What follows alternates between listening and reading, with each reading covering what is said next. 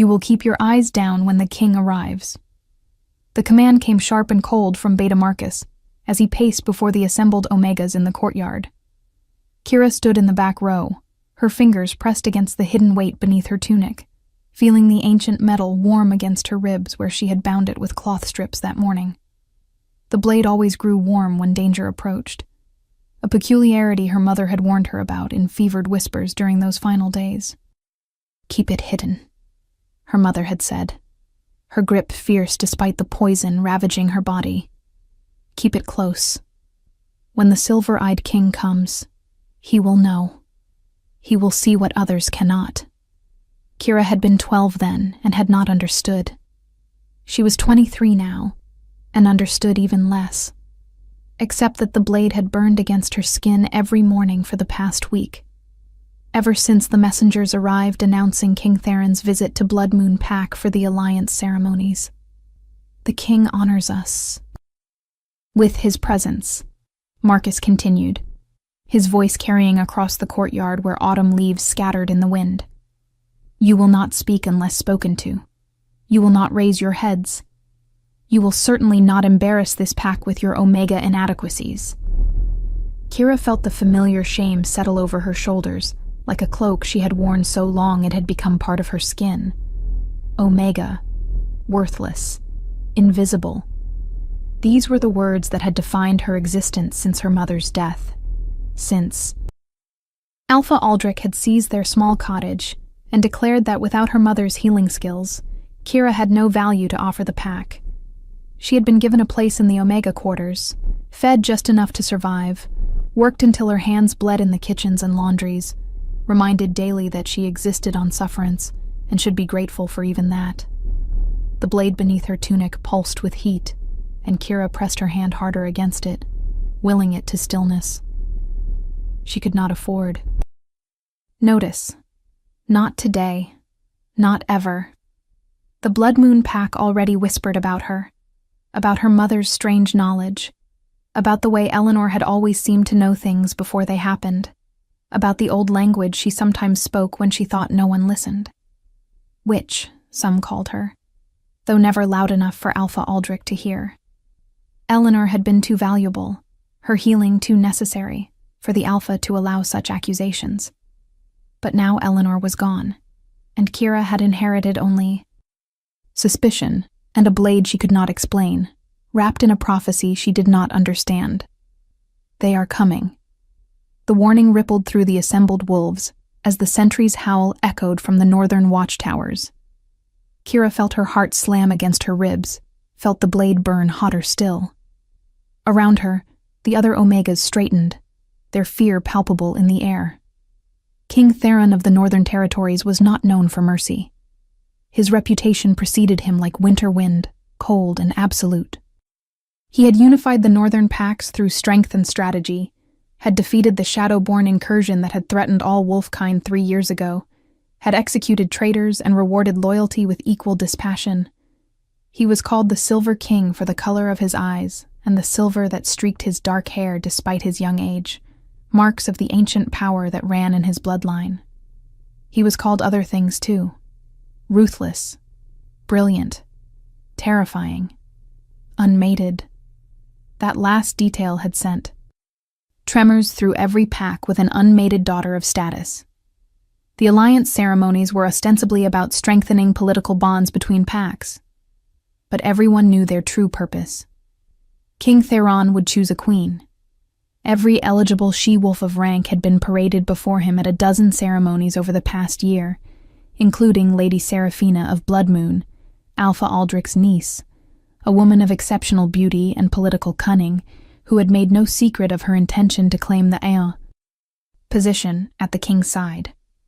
Kira had served at Seraphina's table often enough to know the lady's ambitions, to see the calculations behind her perfect smiles. Seraphina wanted power the way wolves wanted air, and she would destroy anyone who stood between her and the throne. The sound of hoofbeats thundered closer, and then they appeared at the gates.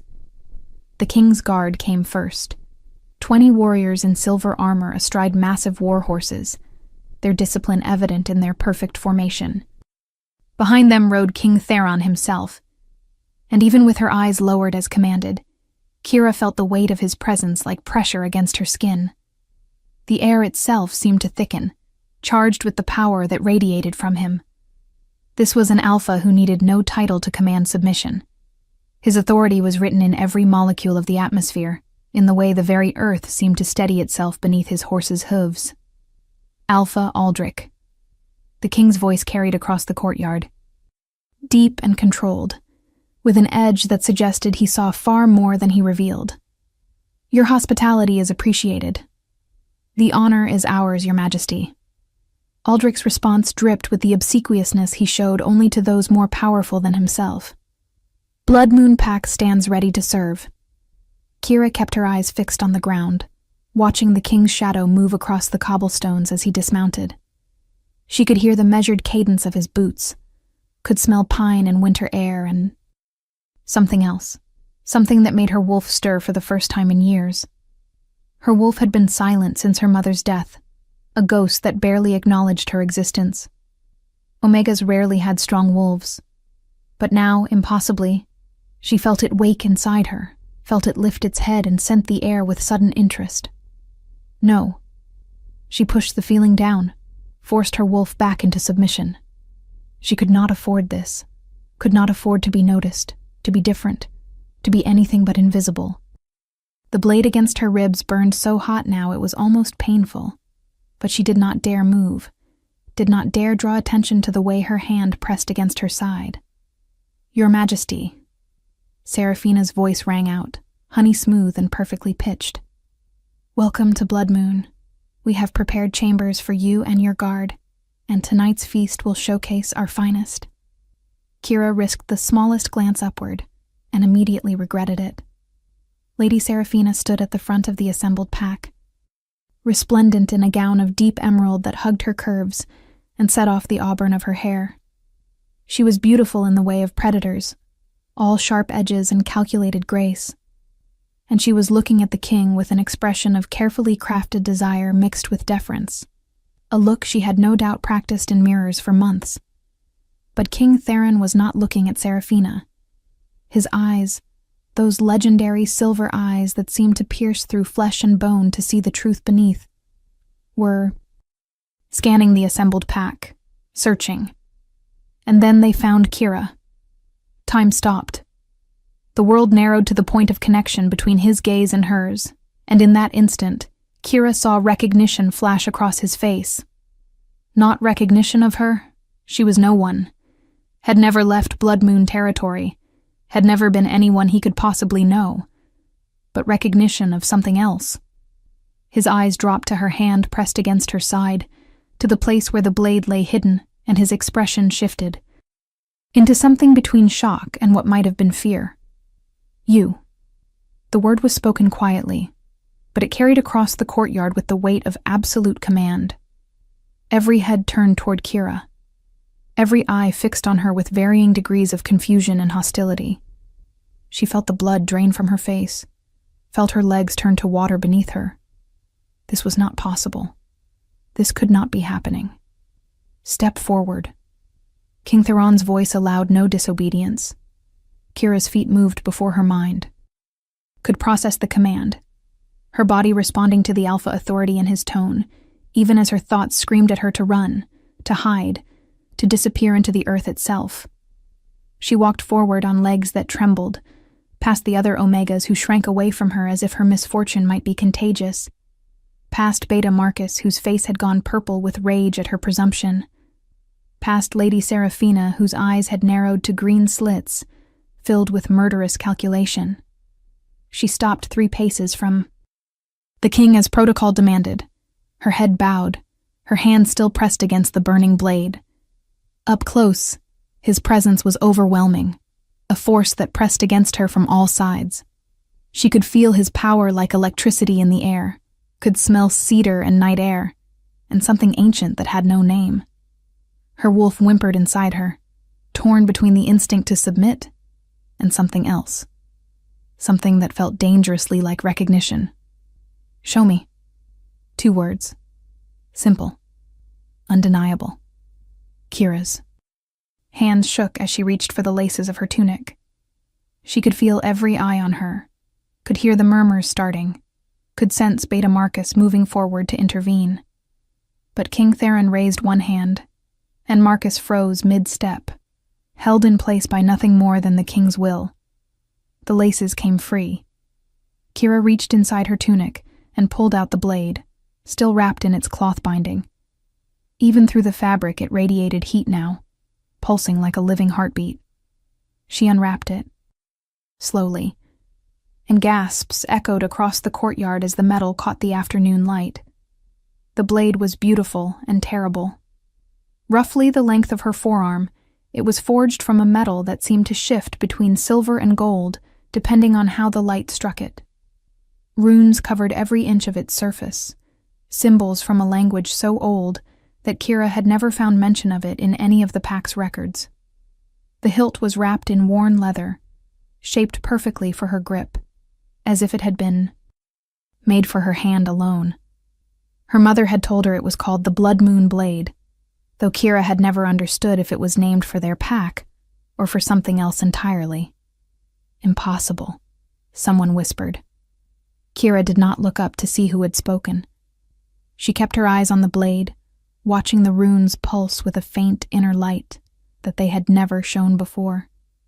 King Theron moved closer, and Kira forced herself to remain still, even though every instinct screamed at her to step back. Reached out slowly, carefully, and when his fingers touched the blade's surface, light exploded outward. Kira cried out, nearly dropping the weapon as power surged through her, through the blade, through the point of connection, where the king's skin met the ancient metal. The runes blazed brilliant gold, and for one impossible moment, she saw. She saw a battlefield under a blood-red moon. She saw a woman who wore her face but was not her, standing back to back with a man who had silver eyes, both of them fighting against shadows that sought to swallow the world. She saw a throne room where that same woman was crowned, the blood moon blade held high as thousands of wolves howled their allegiance. She saw a prophecy written in starlight across a night sky. When the blood moon rises and the Silver King wakes, the Luna Queen will come bearing the blade of fate. Only she can wield it. Only she can unite what was broken. Only she can stand between the light and the darkness that hungers too. Devour all. The vision shattered. Kira stumbled backward, gasping, and would have fallen if King Theron had not caught her arm. His grip was firm but careful, and when she finally dared to look up at him, she found his silver eyes boring into hers with an intensity that stole her breath. "What is your name?" His voice was softer now, though no less commanding. "Kira." Her voice came out as barely more than a whisper.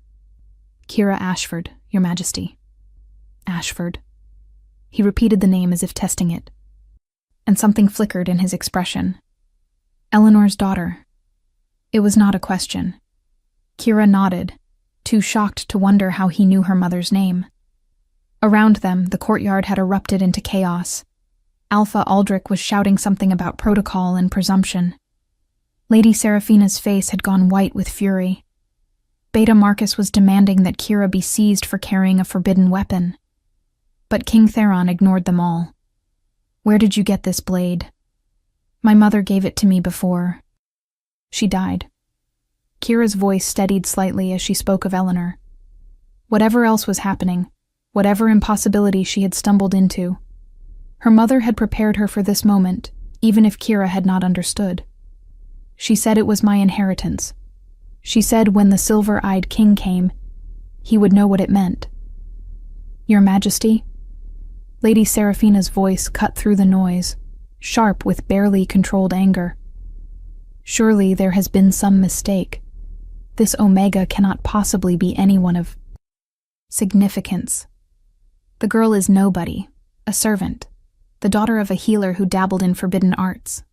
Whatever weapon she carries, it must be a forgery, a trick." King Theron turned to look at Seraphina, and Kira saw the lady take an involuntary step back from the ice in his gaze. "Are you questioning my judgment, Lady Seraphina?" "No, Your Majesty. Of course not." Seraphina's recovery was swift, her expression shifting to concern touched with confusion. I merely wish to protect you from deception. This girl has always been strange, secretive. Her mother filled her head with wild stories. It would not surprise me if this is some elaborate scheme to gain your attention. My attention is not so easily gained. The king's words carried a warning that made several wolves drop their gazes. He turned back to Kira, and his expression softened almost imperceptibly. But neither is this blade a forgery. I have seen it before, in the ancient texts, in the prophecies my family has guarded. For 1,000 years. The blood moon blade was forged by the first Luna Queen, blessed by the moon goddess herself, and lost when the Ashford line was hunted to extinction 3 centuries ago. The silence that fell over the courtyard was absolute. Kira felt the weight of every stare, felt the shift in the air as understanding and disbelief warred in the faces around her. Ashford line, hunted to extinction. Her mother had never spoken of their ancestry beyond vague references to old blood and older debts. That is impossible, Alpha Aldrich sputtered, though his voice had lost its certainty. The Ashfords were eliminated, every last one. The records are clear. Apparently not clear enough. King Theron's voice was dry. He looked at Kira again, and she saw something in his eyes that might have been apology, or perhaps recognition of the burden he was about to place on her shoulders. The blade cannot be wielded by anyone of impure bloodline. The runes themselves would burn through. Flesh and bone. Yet Kira holds it as if it were made for her hand, because it was. The blood moon blade responds only to the true heir of the Ashford line, to the Luna Queen foretold in prophecy. If you are enjoying this story, do not forget to leave a like and subscribe to the channel for more emotional stories like this one. This is madness. Lady Seraphina's voice rose, losing its careful control. You cannot seriously be suggesting that this Omega, this nobody, is somehow royalty? That she is the prophesied queen? Your Majesty, I beg you to consider the political implications. Blood Moon Pack has served faithfully. My uncle has prepared for your arrival for months. I have been groomed since childhood to stand at your side. This girl is nothing. This girl, King Theron said quietly, dangerously, is under my protection as of this moment. Anyone who seeks to harm her, to undermine her, or to treat her with anything less than the respect due to her bloodline will answer to me. Personally, the threat was unmistakable. Alpha Aldrich's face had gone from purple to ashen. Beta Marcus looked as if he might be sick. And Lady Seraphina, beautiful, ambitious Lady Seraphina, wore an expression of such hatred that Kira felt a chill run down her spine. This was not over. This was only beginning. Kira Ashford, King Theron said, and the formal use of her full name made her focus on him again. I invoke the right of recognition. By the authority granted to me as Alpha King of the Northern Territories and Guardian of the Ancient Covenants, I claim you under my protection and demand that you be given the honor and treatment befitting your bloodline until such time as your heritage can be fully verified and your destiny fulfilled. It was the most formal declaration Kira had ever heard, and she had no idea how to respond. Protocol demanded she kneel, but her legs would not obey. She stood frozen, the blade still held in her trembling hand, staring at the man who had just upended her entire existence with a handful of words. Her voice failed. She tried again. I do not understand, Your Majesty. I am nobody. I have always been nobody. How can I be what you say? Something softened in his expression. Something that looked almost like compassion. You are who you have always been, Kira. The world simply failed to recognize it. But your blood knows. Your blade knows. And I know. He turned to address Alpha Aldrich, though his hand remained on Kira's arm. Gesture of protection and possession that did not go unnoticed by anyone present. I will require private chambers for Kira, befitting her station. She will need appropriate clothing, attendants, and guards. I will also require access to any records your pack has regarding the Ashford family, as well as any documentation of Eleanor Ashford's time here. Of course, Your Majesty. Aldrich's agreement came through gritted teeth. Though I must confess, we have little information. Eleanor came to us 24 years ago, already carrying the child. She offered her healing services in exchange for sanctuary. We knew nothing of her background beyond her skills. She was running, King Theron said, though whether he was speaking to Aldrich or to himself was unclear. Hiding, protecting the last of the bloodline. He looked down at Kira again. Your mother was very brave, and very careful. She kept you alive when others would have seen you dead in your cradle. The words settled over Kira like a weight, dead in her cradle. Because of blood she had not asked for, a heritage she had never claimed, a prophecy she did not understand. Why? The question escaped before she could stop it. Why would anyone want me dead? Why was my family hunted? What did we do? What you did, King Theron said quietly, was stand between tyranny and the Pax. 300 years ago, when the Shadow King rose and sought to enslave all wolfkind under his rule, it was Luna Queen Lyanna Ashford who led the resistance. She and her mate, Alpha King Aldeon, fought a war that lasted 20 years and cost countless lives. They won, but at a terrible price. The Shadow King was defeated, but not destroyed, merely banished to the void between worlds. And before he fell, he cursed the Ashford line, swearing that he would return when the bloodline was extinct, when there was no Luna Queen to stand against him. The courtyard had gone deathly silent. Even Kira, who had lived her whole life ignorant of these histories, felt the weight of the story, the truth of it resonating in her bones. The Shadow King's followers, Theron continued, hunted the Ashfords relentlessly. One by one, the line dwindled. A century ago, we believed the last had fallen. But Eleanor survived, hidden by allies, protected by those who still believed in the prophecy. She lived long enough to birth you and to pass you the blade that cannot be destroyed, cannot be stolen, and cannot be wielded by any hand but the true heirs. He paused, his silver eyes holding Kira's with an intensity that made her breathless. The signs are all around us.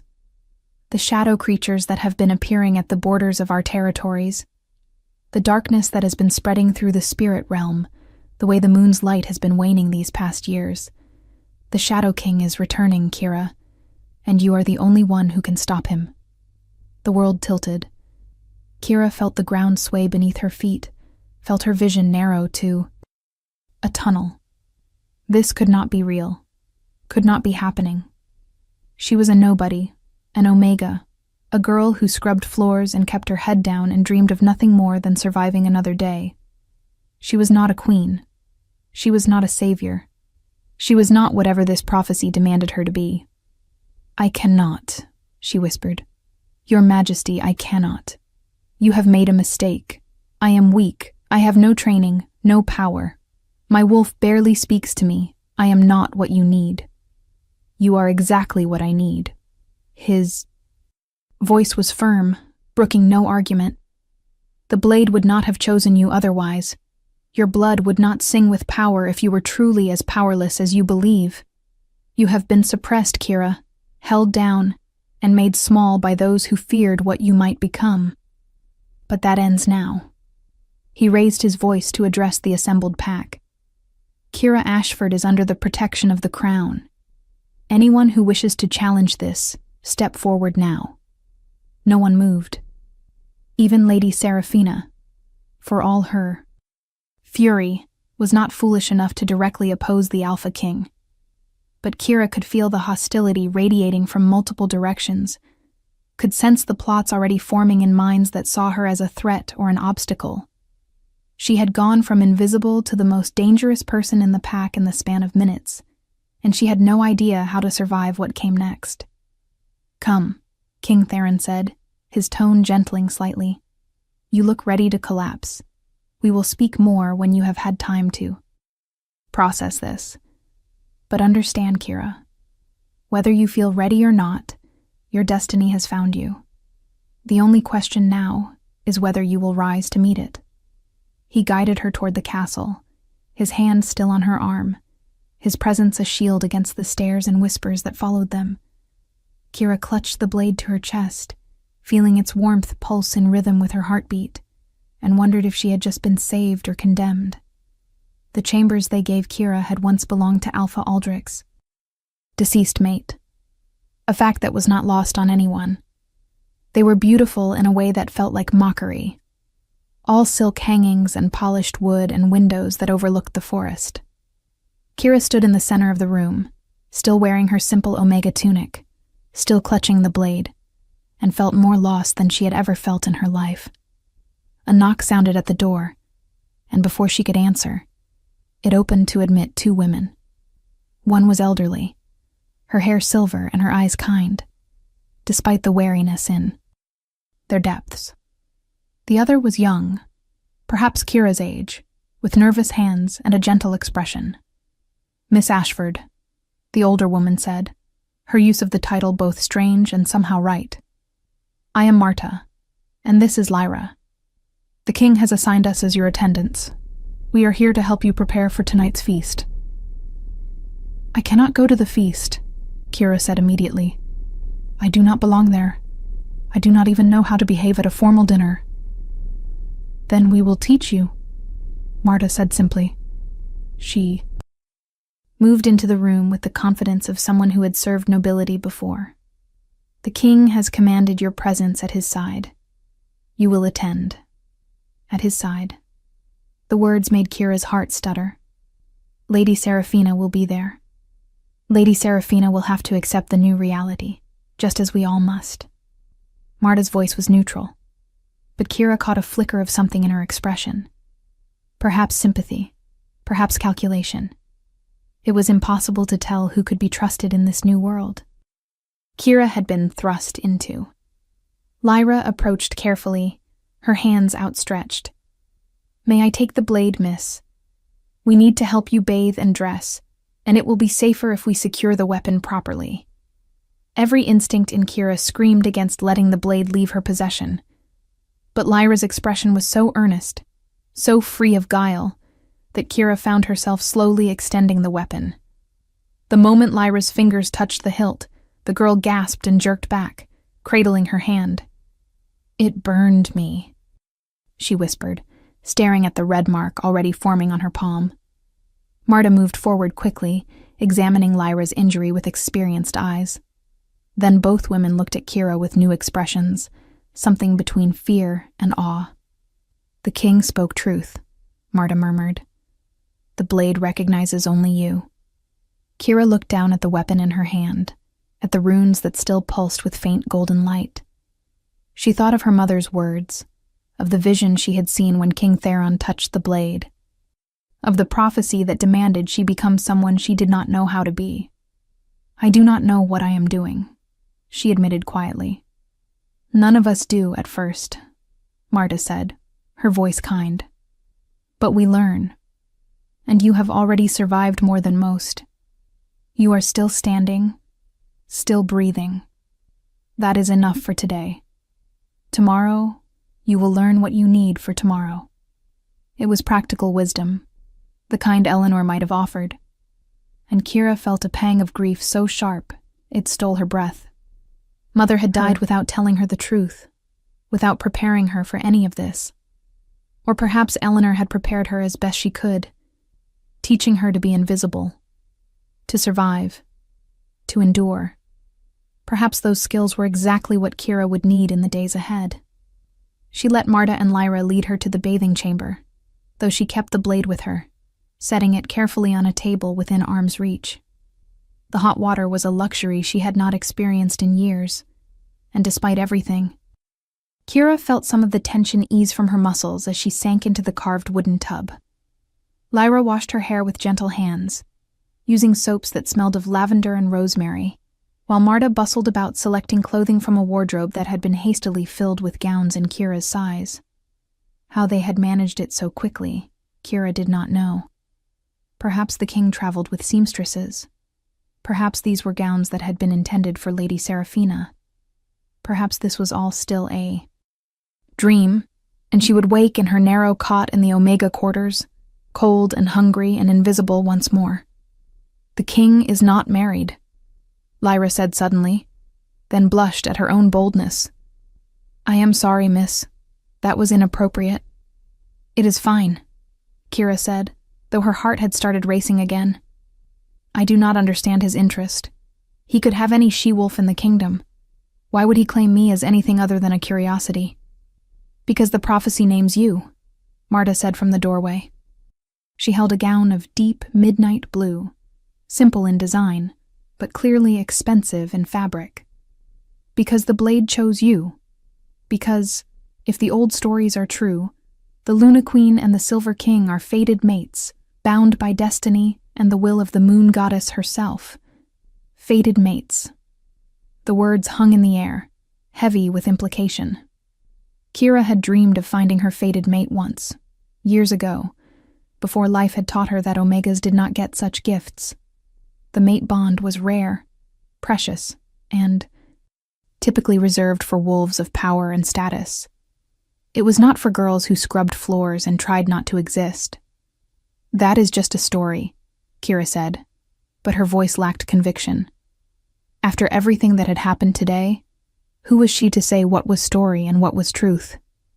"The king believes it," Marta replied, "and King Theron is not a man given to flights of fancy. If he has claimed you under his protection, if he has invoked the right of recognition, then he has seen something in you that confirms the prophecy. The question is not whether you are who he says you are. The question is whether you will accept it." Kira climbed from the bath, letting Lyra wrap her in a towel that was softer than anything she had ever felt. She looked at herself in the mirror, really looked, perhaps for the first time in years. She saw a young woman, thin from too little food and too much work, with dark hair that fell in waves past her shoulders when it was clean and combed. She saw eyes the color of amber.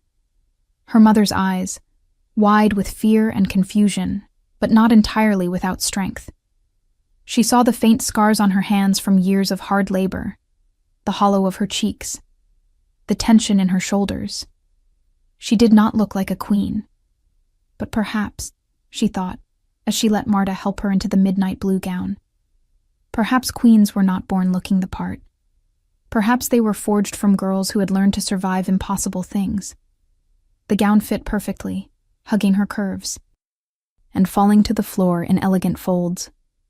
Lyra arranged her hair, leaving it mostly loose, but weaving small braids decorated with silver beads through the strands. Marta fastened a simple silver circlet around Kira's brow, nothing ornate but enough to mark her as someone of significance. When they were finished, Kira barely recognized herself. "Beautiful," Lyra breathed. "The king will not be able to look away." "The king needs to look away," Kira muttered. But she could not deny the flutter of something in her chest. Fear, certainly. But also, dangerously, a thread of hope. What if this was real? What if she truly was meant for something more than the life she had been living? What if her mother's death and her years of suffering had led to this moment, this chance to become someone who mattered? A sharp knock interrupted her thoughts, and the door opened without waiting for permission. Beta Marcus stood in the doorway, his expression thunderous. "The king requires your presence in the great hall," he said, his voice dripping with resentment. "You are to sit at his right hand. Do try not to embarrass us all with your Omega ignorance." Kira felt Marta stiffen beside her, felt her own temper flare in response to the deliberate insult. But before she could respond, another voice cut through the tension. "Beta Marcus." King Theron appeared behind Marcus, his presence immediately dominating the space. "I believe I gave explicit instructions that Kira was to be treated with Respect. Your tone suggests you have forgotten those instructions. Marcus paled but did not back down entirely. Your Majesty, I meant no disrespect. I merely seek to remind the girl of the importance of tonight's gathering. Many powerful wolves will be present. We cannot afford missteps. The only misstep I see is yours, Theron said coldly. You are dismissed. I will escort Kira myself. Marcus opened his mouth, perhaps to protest, then seemed to think better of it. He bowed stiffly and retreated, though the hatred in his eyes as he glanced at Kira promised future trouble. King Theron stepped into the room, and Kira felt her breath catch. He had changed from his travel clothes into formal attire, a tunic of deep charcoal accented with silver that emphasized his broad shoulders and the lean strength of his frame. His dark hair was pushed back from his face, revealing the striking angles of his features and those silver eyes that seemed to see straight through her. You look beautiful, he said simply, and the genuine appreciation in his voice made Kira's cheeks heat. Thank you, Your Majesty, she managed. You do not need to call me that when we are private, he said, moving closer. My name is Theron. I would like you to use it. That would not be appropriate, Kira protested. I am far below your station. You are my equal, he corrected gently. Or you will be once you fully embrace what you are. But I will not force familiarity. Call me what feels comfortable, Kira. The use of her given name, spoken in that deep voice, sent shivers down her spine. She clutched the blade, which she had insisted on keeping with her, and tried to steady herself. I do not know how to do this, she admitted. I do not know how to walk into that hall and pretend I belong there. Everyone will know I am a fraud. You are not a fraud. Theron reached out and tilted her chin up with gentle fingers, forcing her to meet his eyes. You are exactly who the prophecy says you are. The blade proves it. Your blood proves it. And I will be beside you every moment. You are not alone in this, Kira. I swear it. The sincerity in his voice made her want to believe him, made her want to trust that this impossible situation might somehow work out. But she had learned long ago that wanting something did not make it true. Why? She asked suddenly. Why do you care? If the prophecy is real, if I truly am this Luna Queen, then surely I am just a tool to you, a weapon to wield against the Shadow King. Why bother with kindness? Something flickered in Theron's expression, something that looked like pain. Because I know what it is to be used, he said quietly. I have been the Silver King since I was 16, since my father died defending the northern border. I have spent 12 years making decisions that cost lives, bearing responsibilities I never asked for, being what everyone needed me to be, rather than what I might have chosen. I will not do that to you. Kira, I will not make you a tool or a weapon. Whatever you become, it will be your choice. The honesty in his words struck something deep in Kira's chest. This was not what she had expected from the legendary Alpha King. This vulnerability mixed with strength. I am afraid, she confessed. I am terrified that I will fail, that I will let everyone down, that I will die because I am not strong enough, or smart enough, or whatever enough to be what you need. Then we will be afraid together, Theron said, and the corner of his mouth lifted in the smallest smile. Because I am equally terrified that I will fail to protect you, that I will not be able to teach you what you need to know, that I will lose you before we even have a chance to discover what we might be to each other. What we might be to each other. The words hung between them, heavy with possibility. Kira felt the mate bond pull, faint but present, a thread connecting her heart to his. She had never felt anything like it. Before, this sense of recognition, of rightness, as if her soul had been waiting for this moment without her conscious knowledge. Is it real? She whispered. The mate bond? Do you feel it too? Yes. No hesitation, no doubt. I have felt it since the moment I saw you. The prophecy spoke of it. but I did not truly understand until today. You are mine, Kira Ashford, and I am yours, if you will have me. If you will have me. As if she had a choice. As if a nobody Omega could refuse the Alpha. But when Kira looked into Theron's eyes, she saw something that suggested he truly meant it. That he would honor her choice, whatever it might be. I do not know how to be anyone's, she said honestly. I have been alone so long. Then we will learn together, Theron replied.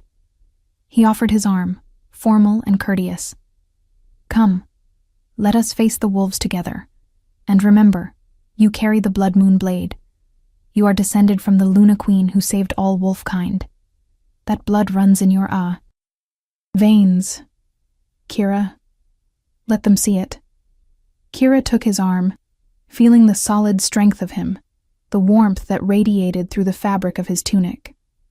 She straightened her spine, lifted her chin, and let him lead her from the chamber toward whatever awaited in the great hall. The corridor seemed to stretch forever, each step bringing them closer to the moment when Kira would have to face the pack that had dismissed her as worthless for so long. She could hear the noise from the great hall, the sound of dozens of voices raised in conversation and laughter, the clink of glasses, and the rustle of fine clothing. At the entrance, Theron paused and looked down at her. Ready? No, Kira thought. I will never be ready. But she nodded anyway, because what choice did she have? Good. Theron's hand covered hers on his arm, a gesture of solidarity. Remember, you are under my protection. No one will dare harm you while I stand beside you. The doors swung open, and a herald's voice rang out across the suddenly silent hall. His Majesty, King Theron of the Northern Territories, and Lady Kira Ashford of the Blood Moon line. The silence that followed was deafening. Every eye turned toward them, and Kira felt the weight of those stares like physical blows. She saw Alpha Aldrich at the head table, his face carefully neutral, but his eyes calculating. She saw Lady Seraphina beside him, resplendent in a gown of crimson silk, her expression a mask of polite interest that did not quite hide the fury. Beneath, she saw Beta Marcus, other high-ranking wolves, servants she had worked alongside for years, now staring at her with varying degrees of shock and resentment. And she saw the King's Guard, 20 warriors who had positioned themselves strategically around the hall, their hands never far from their weapons, their eyes alert for any threat to their king or to the woman he had claimed as his own. Theron led her through the hall with unhurried confidence, his bearing regal and unshakable. Kira focused on putting one foot in front of the other, on breathing, on not tripping over the unfamiliar gown. They reached the head table, and Theron pulled out a chair for her, the one directly to his right, the position traditionally reserved for the highest-ranking female present.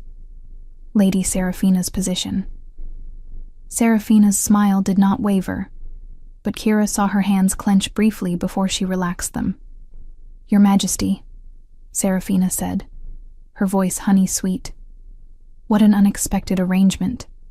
I was under the impression I would have the honor of sitting beside you tonight. Plans change, Theron said mildly as he took his own seat. I am certain you understand, Lady Seraphina. Circumstances have necessitated a new protocol. Of course. Seraphina's eyes slid to Kira, and the malice in them was unmistakable despite her pleasant expression. Welcome, Kira. How overwhelming this must all be for you. I do hope you will not feel out of place among those of us who are accustomed to such gatherings. The insult was delicate but clear. Kira felt heat rise in her cheeks, felt the old shame trying to reassert itself. But then she felt Theron's hand find hers beneath the table, felt the warmth of his palm against hers, and something in her steadied. I appreciate your concern, Lady Seraphina, Kira said, keeping her voice level. But I find that adaptability is one of my strengths. I have learned to be comfortable in many situations. It was not much of a retort, but it was more than Kira would have dared a day ago. Seraphina's smile tightened fractionally before she turned her attention to Alpha Aldrich, engaging him in conversation about hunting prospects for the coming winter. What do you think will happen next? Leave your predictions in the comments below.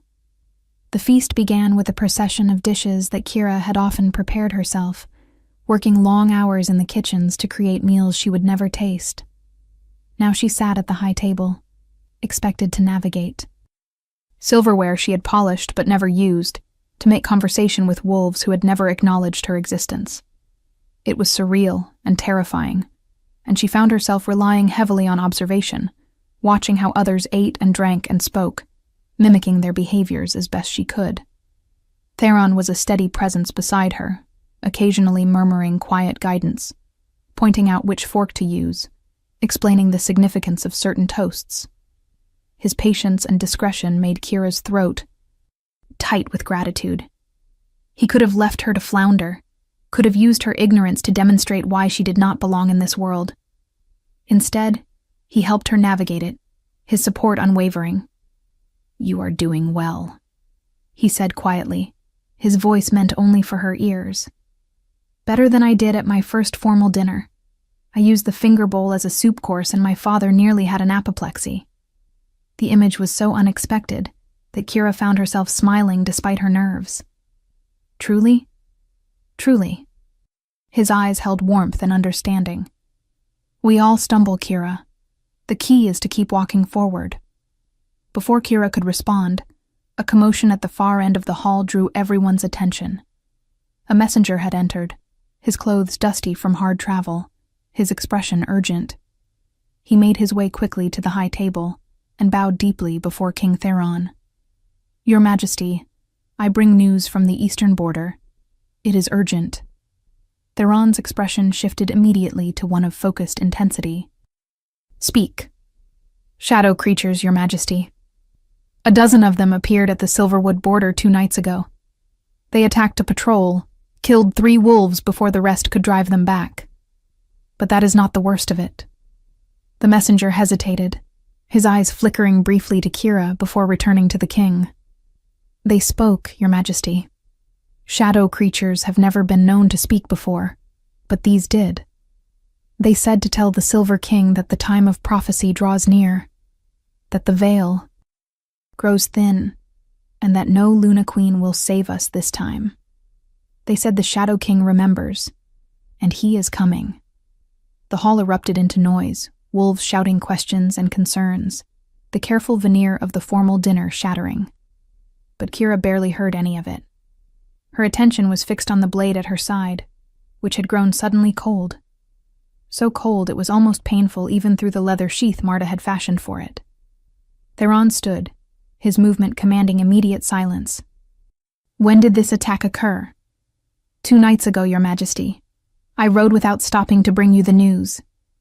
"You have done well." Theron's voice was grim. He turned to his captain of the guard. "Prepare the men. We ride for Silverwood at first light. If the shadow creatures are growing bold enough to speak and to linger after attacks, then the situation is worse than we feared." "Your Majesty." Alpha Aldrich rose as well, his expression troubled. "If you will permit, Blood Moon warriors stand ready to accompany you. These shadow creatures threaten all our territories." "Your offer is appreciated and accepted," Theron replied. He looked down at Kira, and she saw the conflict in his eyes. "I must go. The eastern border cannot be left vulnerable while we wait to understand the full extent of the threat." "I am coming with you," Kira said, the words emerging before she had fully thought them through. The idea of being left behind, of facing Lady Seraphina and the hostile Blood Moon wolves, without Theron's protection, was unbearable. But more than that, some instinct told her that she needed to see the shadow creatures for herself, needed to understand the enemy that the prophecy claimed only she could defeat. "Absolutely not," Theron said immediately. "It is too dangerous." "I am the one the prophecy speaks of," Kira countered, finding courage from somewhere deep inside. "I am the Luna Queen, or I am supposed to be. How can I learn to be what you need if I hide away from the very thing I am meant to fight?" She has a point, Your Majesty. One of the king's advisors spoke up, an older wolf named Gareth, who had been introduced to Kira earlier. If the shadow creatures are already speaking of her, then they know of her existence. Hiding her will not make her safer, and if the prophecy is true, she may need to see them, to understand them. It is too soon, Theron argued, though Kira could see him wavering. She has no training, no control of her powers. We do not even know if her wolf is strong enough to defend her if attacked. Then I will learn, Kira said firmly. I have to start somewhere, Your Majesty, and I would rather be beside you, where I can see what is happening, than left behind to wonder and worry. Their eyes met and held, and Kira saw the moment Theron accepted the logic of her argument, even as he hated it. You will stay close to me at all times, he said finally. You will obey my commands without question if we encounter danger. And you will begin combat training immediately, starting tonight. If you are coming into battle, you will do so with at least the basic skills to defend yourself. Agreed, Kira said, relief flooding through her. Lady Seraphina rose gracefully, her expression one of concern that might have been convincing if Kira had not seen the calculation behind it. Your Majesty, if I may, perhaps it would be wise if I accompanied you as well. I have some small skill with healing herbs, and my presence might help. Ease tensions with the border packs who know me.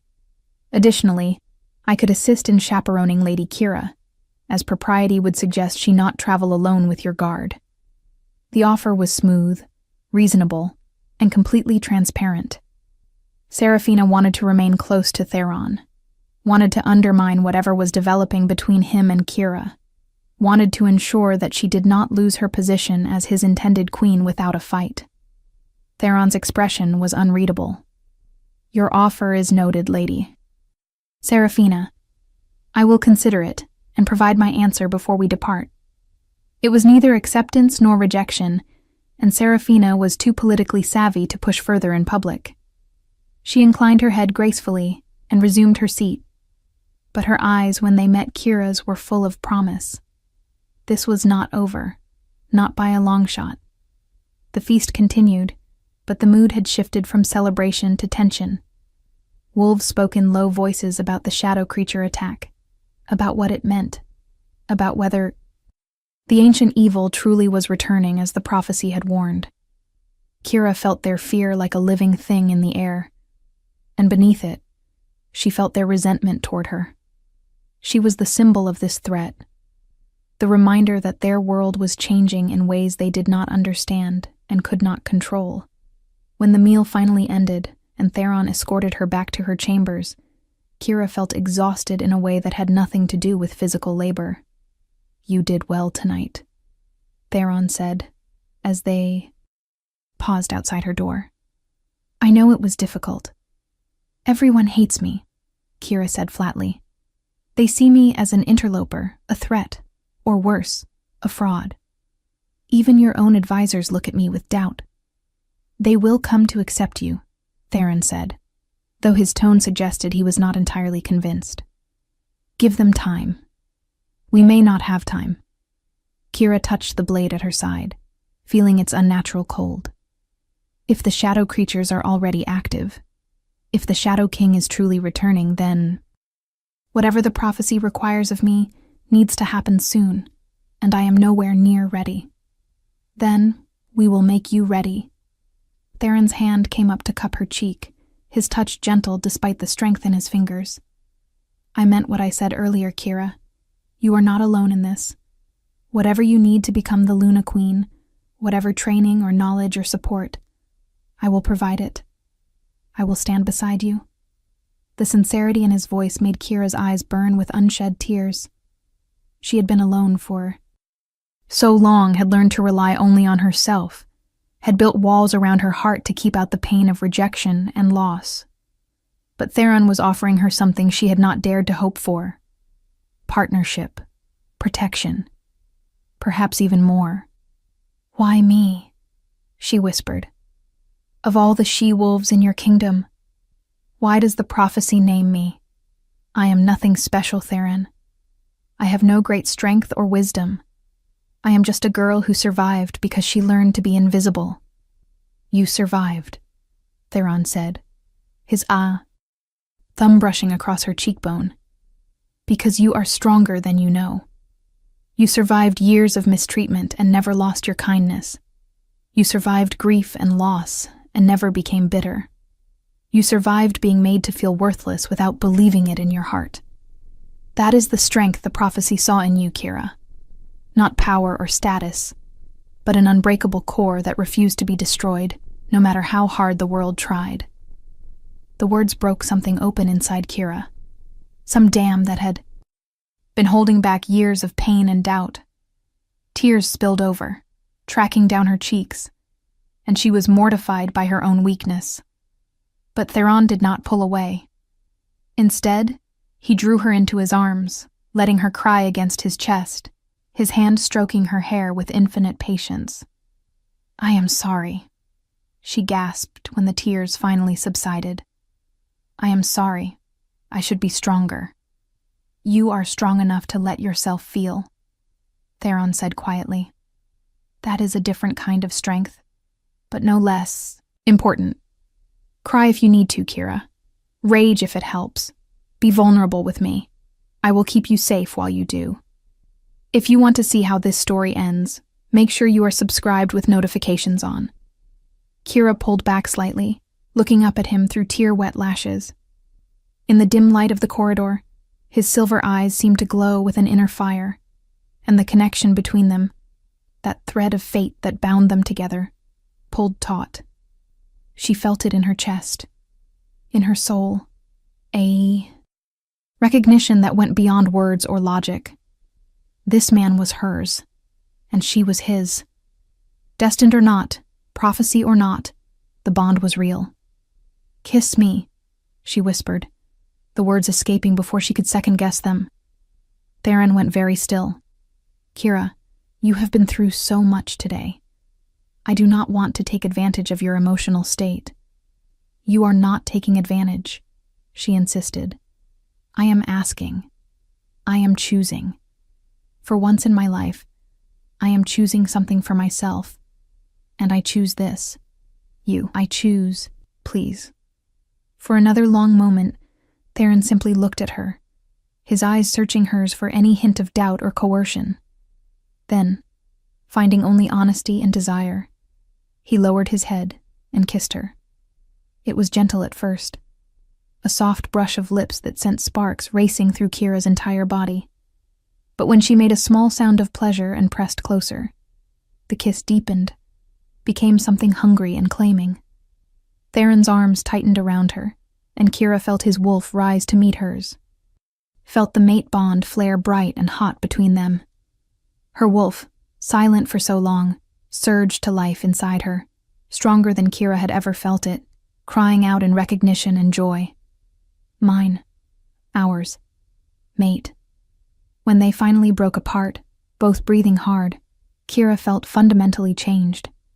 The world had shifted on its axis, and she was no longer the person she had been that morning. That was... Theron paused, seeming to search for words. That was everything. Yes, Kira agreed softly. She touched her lips, still tingling from his kiss. Theron, I felt my wolf, really felt her, strong and clear. She recognized you, as mine recognized you. Theron's voice was rough with emotion. The mate bond is complete, Kira. You are mine in every way that matters, before the moon goddess and the ancestors. When we return from the border, when you have had time to understand what this means, I will ask you properly. I will court you as you deserve. But know this, from this moment forward, I will let nothing and no one harm you. It was a vow, spoken with absolute conviction, and Kira felt the weight of it settle over her like a mantle. She was no longer alone, no longer unprotected, no longer invisible. I should let you rest, Theron said reluctantly, though his hands remained on her waist, as if he could not quite bring himself to let go. We have a long journey tomorrow. and you will need your strength. Will you truly make me train tonight? Kira asked, remembering his earlier declaration. Theron's mouth curved in a slight smile. Perhaps we can start tomorrow night instead. You have been through enough for one day, but tomorrow, I promise, we begin your education in earnest. Combat, politics, pack dynamics, everything you will need to know. It sounds exhausting, Kira admitted. It will be, Theron agreed. But I believe you are equal to it. Sleep now, Kira. I will have guards posted outside your door. Wolves I trust absolutely. You are safe here. He kissed her. Forehead gently, a benediction, then stepped back.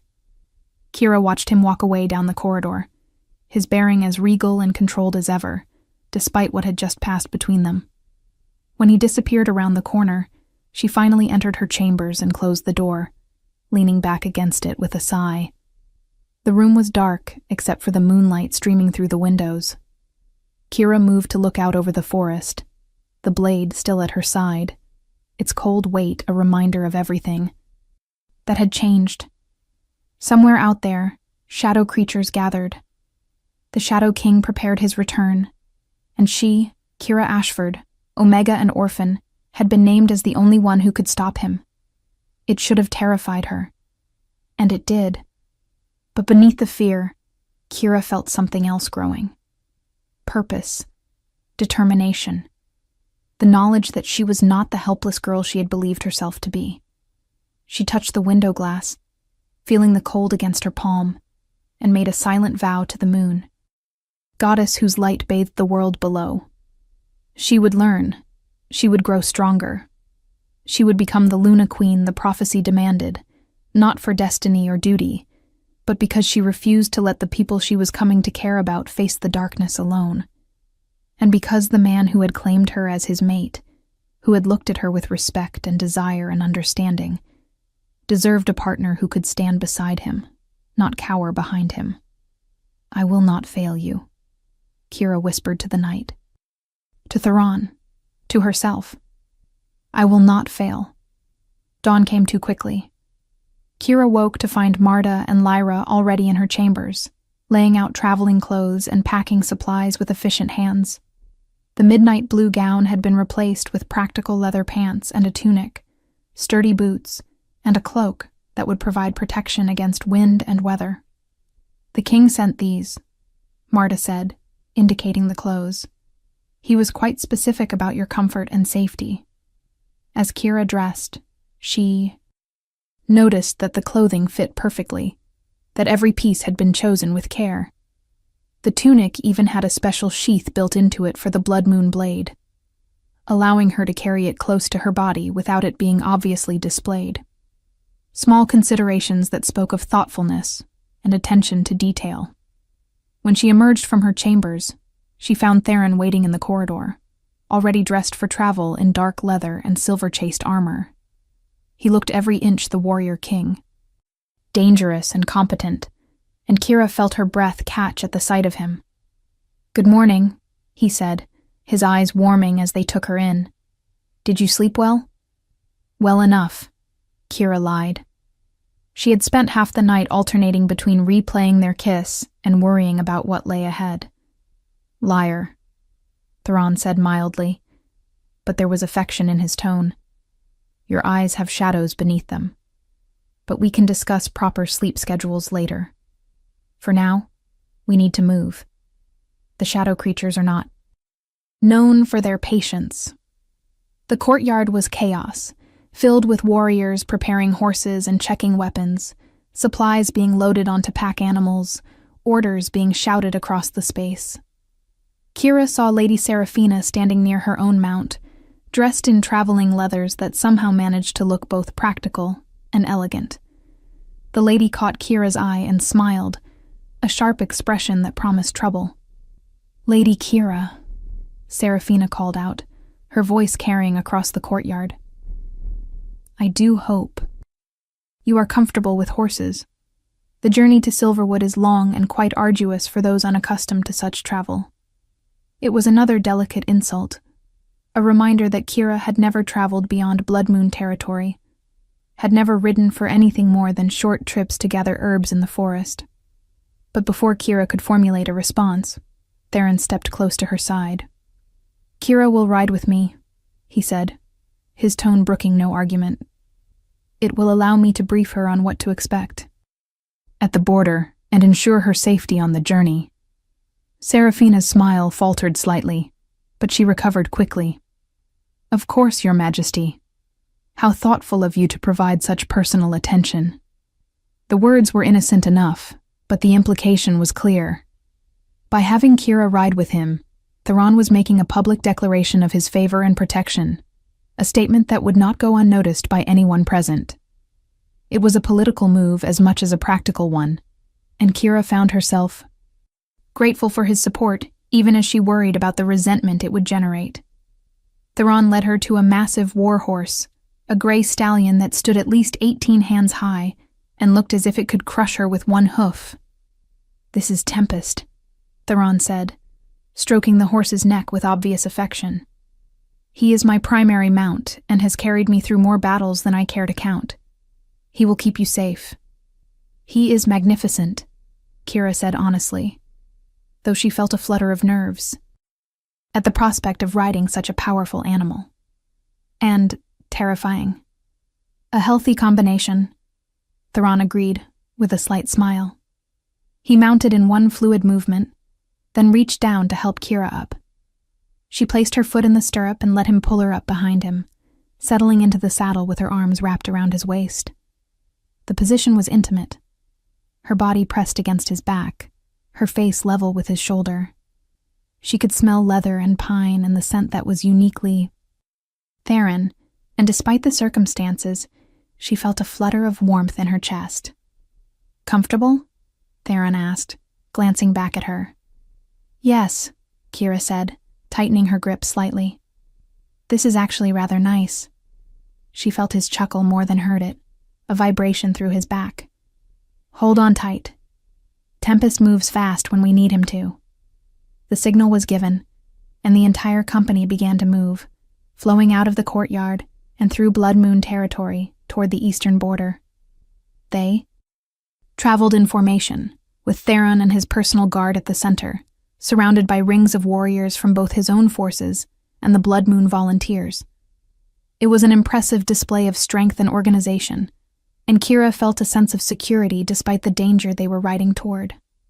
As they rode, Theron spoke quietly, educating Kira about what they might face. "Shadow creatures are not natural beings," he explained. "They are manifestations of dark magic, fragments of the shadow. King's power given form and purpose. They cannot be killed in the traditional sense, only dispersed and sent back to the void. Silver wounds them more effectively than steel, and fire is their weakness. But the most important thing is that they feed on fear. They sense it, amplify it, use it to paralyze their victims." "How do you fight something that feeds on fear?" Kira asked, troubled by the concept. "By mastering your fear," Theron replied. "Not eliminating it, that is impossible for anyone. With sense, but acknowledging it and refusing to let it control you. It is one of the first lessons you will learn in combat training. Fear is information, not instruction." Kira absorbed this, tucking it away to examine later. The journey continued through the day, with brief stops to rest the horses and allow the warriors to eat. Kira noticed how Theron's guard remained constantly alert, their eyes scanning the tree line, their hands never far from their weapons. This was not a leisurely journey, but a military operation, and the tension among the troops was palpable. As afternoon faded toward evening, they reached the eastern border of Blood Moon territory and crossed into the neutral lands that separated the packs. The forest grew denser here, the trees older and more twisted, their branches creating a canopy so thick that little sunlight penetrated to the forest floor. The temperature dropped noticeably, and Kira found herself pressing closer to Theron for warmth. "We are close to Silverwood now," Theron said quietly. "Stay alert. The shadow creatures attacked near here, and they may still be in the area. As if summoned by his words, a howl split the air, long and mournful and utterly inhuman. Kira felt ice slide down her spine as the sound echoed through the trees, and Tempest shifted nervously beneath them. All around them, the warriors drew weapons and tightened formation. "Shadow creatures ahead," one of the scouts reported, riding back at full gallop. "At least 10 of them, Your Majesty, gathered around what looks like a ritual circle. They have not attacked yet, but they are aware of our presence." Theron's entire demeanor changed, shifting from the gentle man who had kissed Kira last night to the warrior king who had unified the North. "Formation Delta," he commanded, his voice carrying absolute authority. "Protect the king's companion at all costs. If I give the signal, retreat immediately." "I am staying with you," Kira said quickly, feeling him. "Prepare to dismount and leave her with the guard." "We discussed this. I need to see them." "You need to stay alive," Theron countered, but there was resignation in his voice. He knew she would not be swayed. "Fine, but you stay on Tempest, and if I tell you to run, you run. Understood?" "Understood," Kira agreed, though she had no intention of fleeing and leaving him to face danger alone.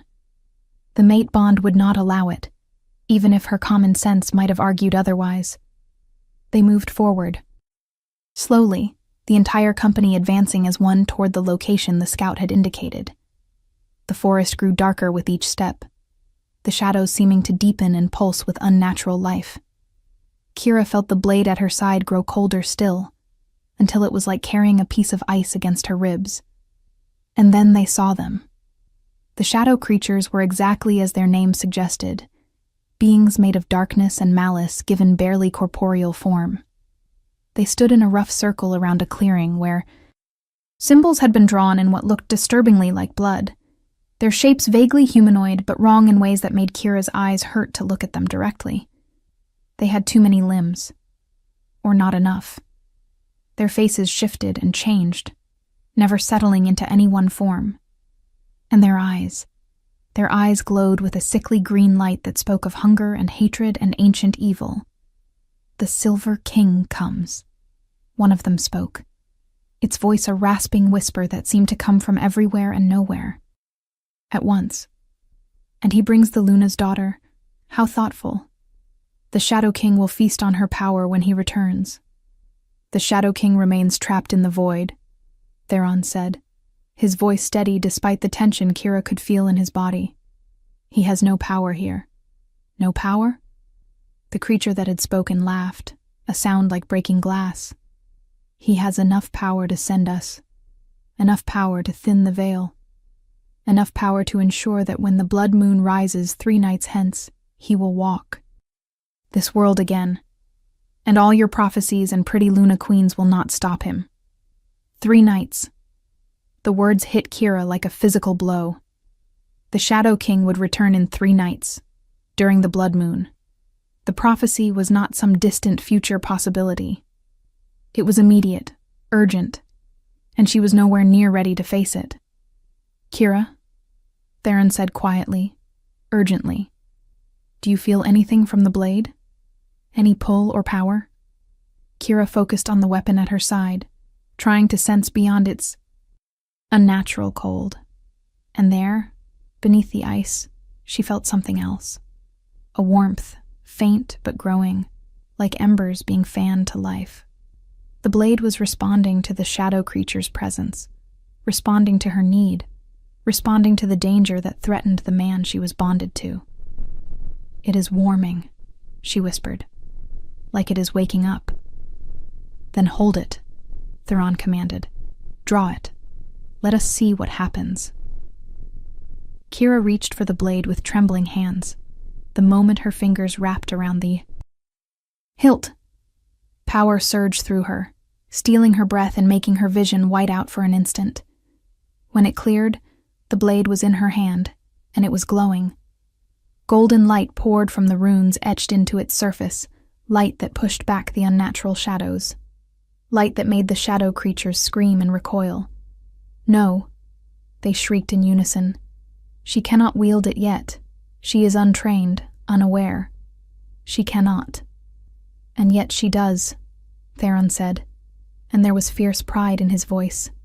He raised his own weapon, a massive sword that gleamed silver in the blade's golden light.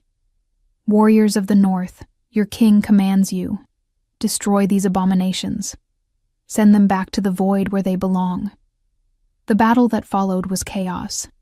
The shadow creatures attacked with inhuman speed and coordination, their forms shifting and darting through the trees. Theron's guard met them with disciplined precision, silver weapons flashing, fire arrows lighting up the darkness. Kira clung to Tempest with her legs, holding the glowing blade aloft, and found that its light acted as both shield and weapon.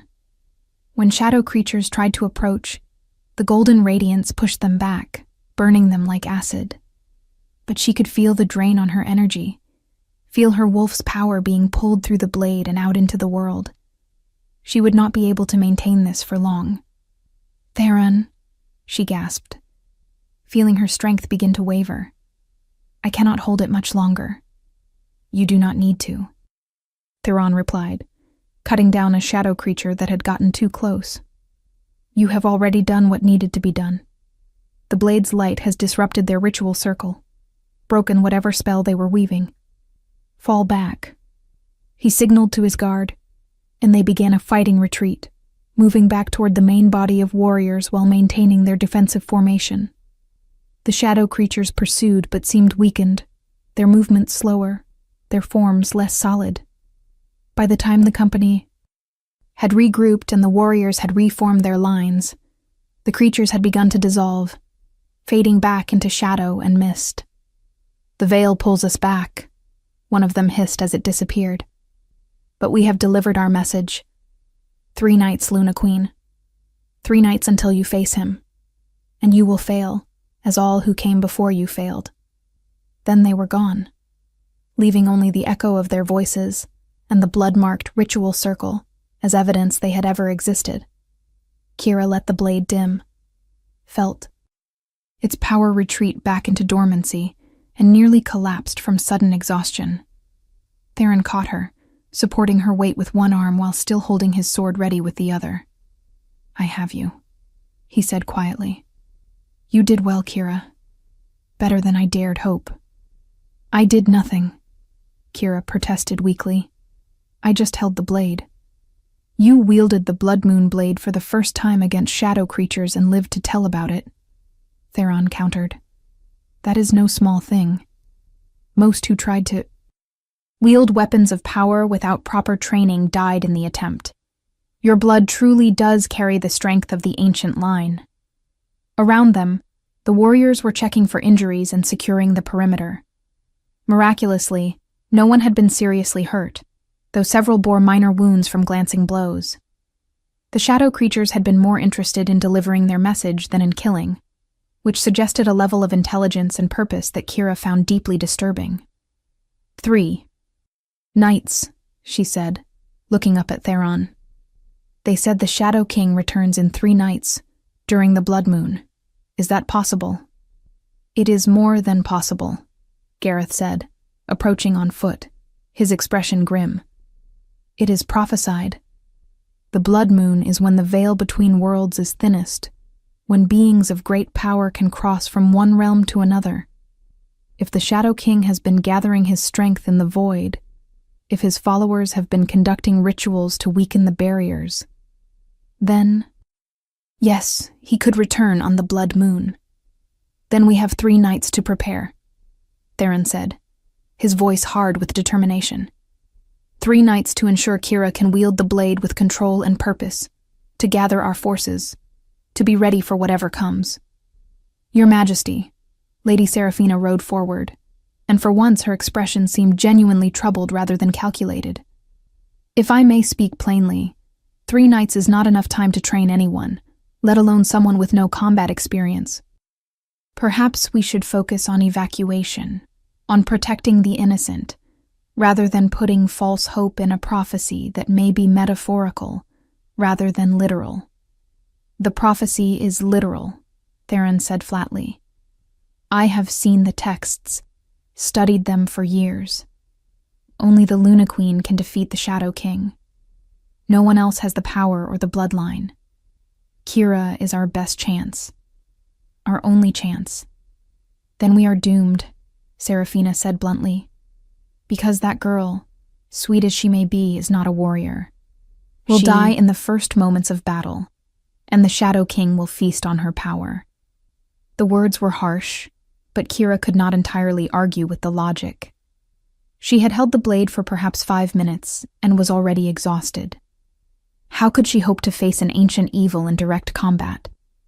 I will train her, a new voice spoke up. An elderly female wolf stepped forward, her hair white as snow, her eyes still sharp and intelligent despite her age. I am Moira, formerly of the Ashford line, now serving as healer to the Silverwood pack.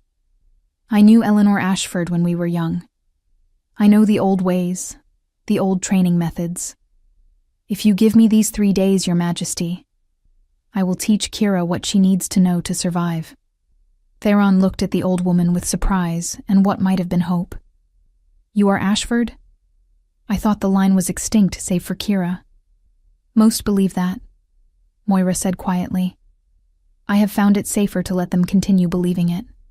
But I carry the blood, though diluted through generations. I cannot wield the blade, but I can teach the one who can, if you trust me with her. The offer hung in the air, laden with possibility and risk. Theron looked down at Kira, his expression questioning. It is your choice, he said quietly. I will not force you to train with someone you do not trust.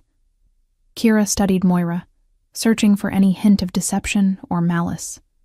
But the old woman's eyes held only sincerity and a deep sadness, as if she carried burdens that weighed on her soul.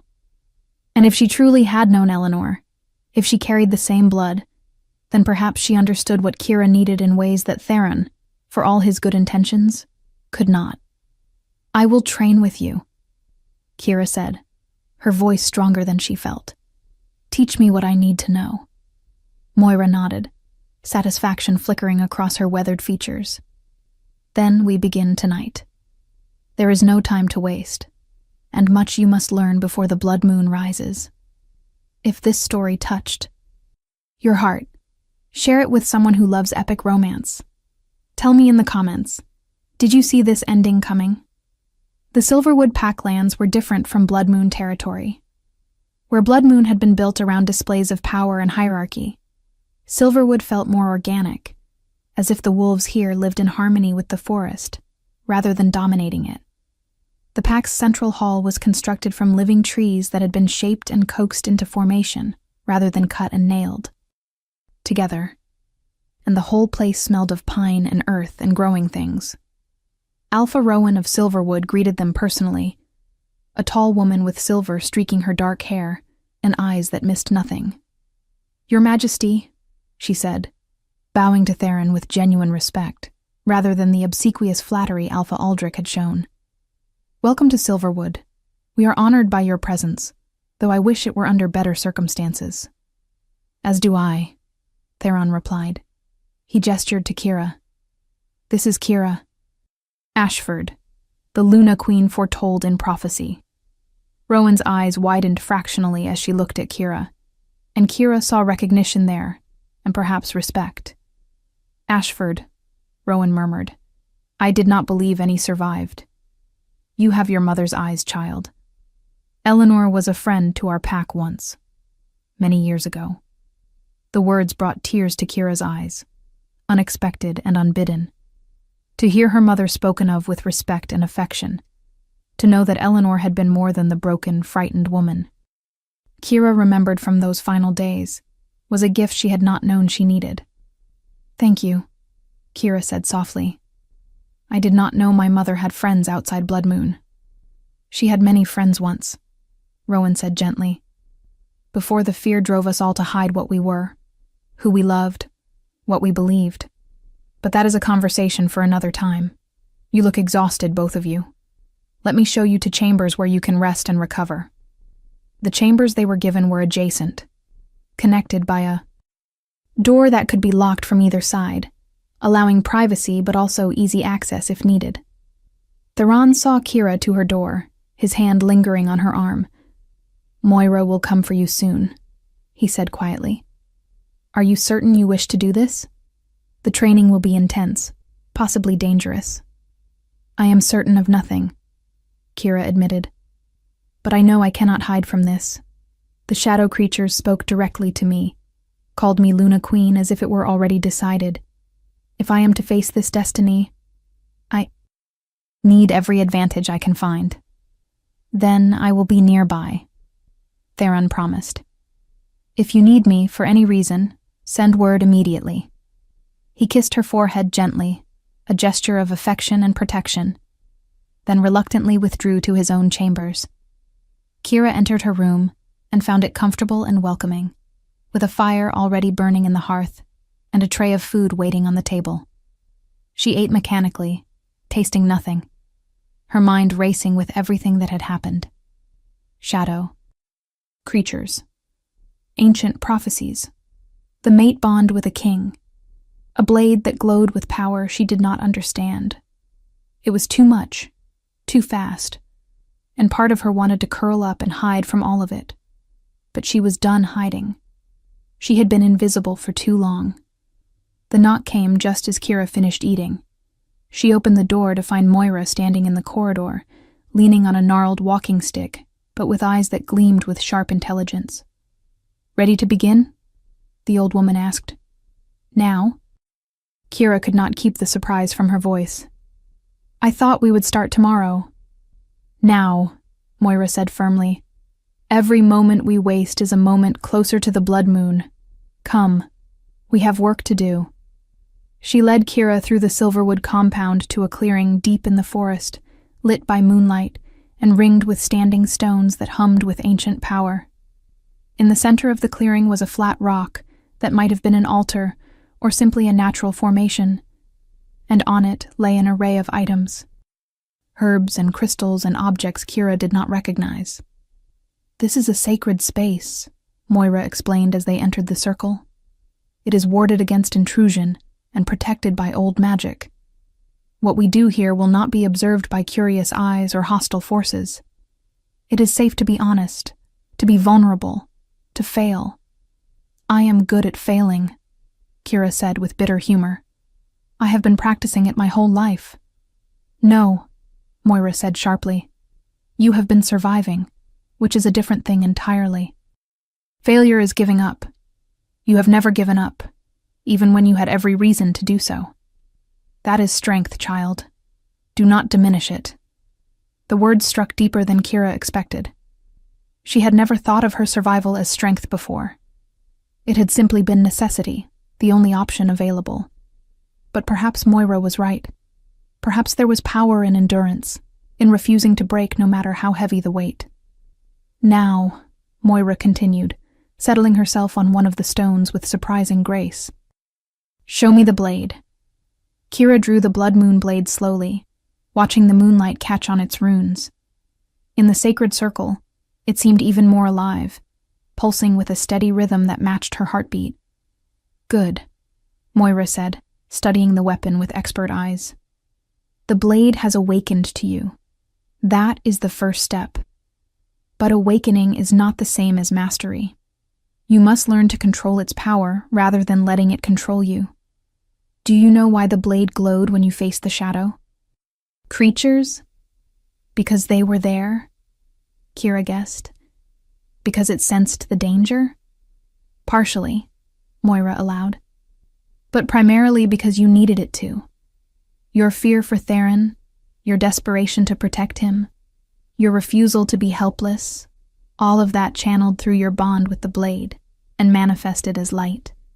The blood moon blade responds to emotion, to need, to the wielder's deepest desires and fears. That is both its strength and its danger." "How is that dangerous?" Kira asked. "Uncontrolled emotion leads to uncontrolled power," Moira explained patiently. "In battle, in crisis, you must be able to think clearly, to act with purpose rather than reaction. If the blade draws power based only on your fear or anger or desperation, it will drain you dry and leave you vulnerable when you most need strength.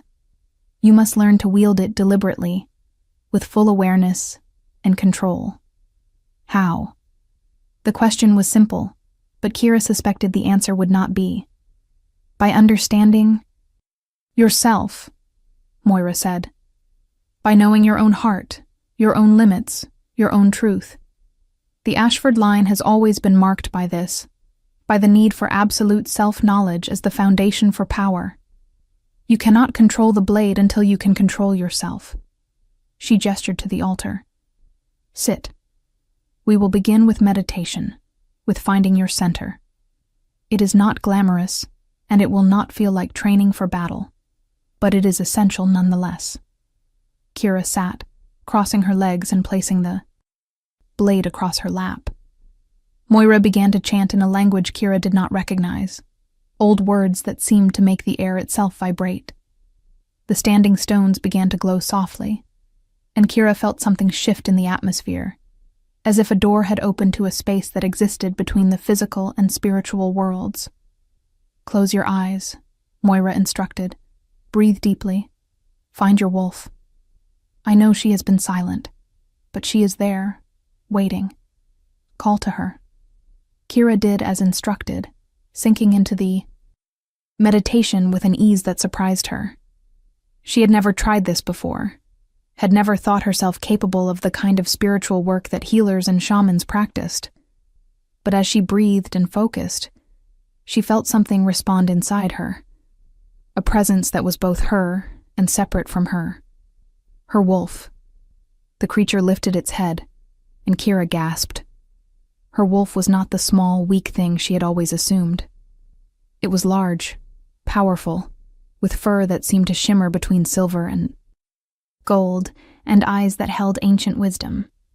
This was not an Omega's wolf. This was something else entirely. What do you see?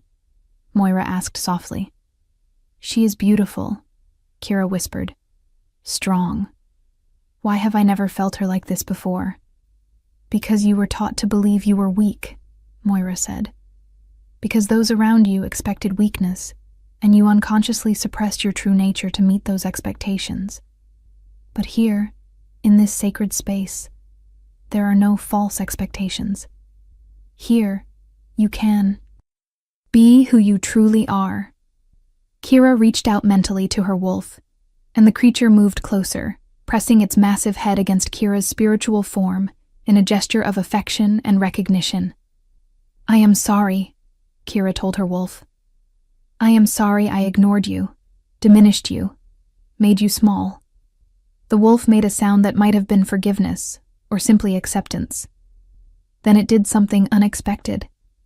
It merged with Kira, not a physical transformation but a spiritual one. And suddenly Kira could feel the world through wolf senses. She could smell the herbs Moira had laid out, could hear Theron's heartbeat from across the compound, could sense the shadow creature's taint lingering at the edges of Silverwood territory. Good, Moira said, and there was approval in her voice. You have found your wolf. Now, while you are merged like this, take up the blade. Let us see how it responds when you wield it as your whole self, rather than as a fractured being. Kira opened her eyes, though she maintained the deep meditation that kept her merged with her wolf. She lifted the blood moon blade, and the moment her fingers wrapped around the hilt, power exploded through her. But this time, it did not overwhelm her. This time, she was strong enough to contain it, to direct it, to shape it according to her will. The blade blazed with golden light, but the light was steady now, controlled, no longer the desperate flare it had been during the shadow creature attack. Runes appeared in the air. Around Kira, glowing symbols that she somehow knew were words of power, ancient protections and blessings left by the first Luna Queen. Speak them, Moira commanded. Speak the words your blood remembers. Kira opened her mouth, and words poured out in that ancient language, words she did not consciously know, but that felt right on her tongue. As she spoke, The light from the blade grew brighter, forming a sphere of protection that encompassed the entire clearing. She could feel it, could sense its boundaries and its strength. This was what the blade was meant to do. Not just fight, but protect. Not just wound, but shield. The Luna Queen was not merely a warrior. She was a guardian. When the light finally faded and Kira lowered the blade, she was breathing hard, but not exhausted. Moira was watching her with an expression of satisfaction and something that looked like relief. "You have done in 1 hour what I feared would take days," the old woman said. "Your blood is strong, Kira. Ashford, stronger than any in generations. You may actually survive what is coming." "May," Kira noted wryly, "not will." "I am too old to make promises I cannot keep," Moira said. "But you have a chance now, a real chance. That is more than we had this morning." They trained through the night, Moira pushing Kira to explore different aspects of the blade's power. Kira learned to summon light not just as a sphere, but as weapons, spears of golden radiance that could pierce shadow. She learned to sense darkness gathering, to feel the taint of the Shadow King's influence before it manifested physically. She learned the old fighting forms, movements that had been passed down through the Ashford line for centuries, stances and strikes that felt like coming home. When dawn finally broke, Kira was exhausted in body, but energized in spirit. She had never felt more herself, more whole, than she did in this moment. Moira studied her with eyes that had seen too much and lived too long. "You will do," she said finally. "It is not enough. Will never be enough for what you face. But it is a beginning. Tonight we will train again, and tomorrow night. By the time the blood moon rises, you will be as ready as anyone could be." "Will it be enough?" Kira asked, voicing the fear that had been growing in her chest. "I do not know," Moira admitted. "The prophecy speaks of the Luna Queen defeating the Shadow King, but it does not specify how or at what cost. You may triumph. You may die trying. You may find some third path no one has foreseen. All I can tell you is that you are stronger than you know, braver than you believe, and more important than you understand. The rest is up to fate, and to you." Kira nodded, accepting the honest assessment. She sheathed the blade and allowed Moira to lead her back to the compound as the sun rose fully over the forest. Her body ached, her mind felt stretched and expanded, and she desperately needed sleep. But beneath the exhaustion, she felt something new growing inside her. Not confidence, exactly, but perhaps the beginning of belief in herself. When she reached her chambers, she found Theron waiting outside her door, his expression worried. "You were gone all night," he said. "I wanted to come find you, but Rowan said Moira's training must not be interrupted." "It is all right," Kira assured him. "I am well. Tired, but well. I learned things, Theron. Important things." He searched her face, and whatever he saw there made some of the tension leave his shoulders. "You look different," he observed. "Stronger somehow." "I feel different," Kira admitted. She hesitated, then made a decision. "Come inside. I want to show you something." They entered her chambers, and Kira drew the blade once more. This time, when she summoned its power, the light came immediately, controlled and steady, forming a protective sphere around them both. Theron's eyes widened with shock and admiration. "Kira, this is incredible. You have more control in one night than I thought possible." "Moira is a good teacher," Kira said, letting the light fade. "And I think, maybe, I am done doubting myself. The blade chose me. My blood carries the power.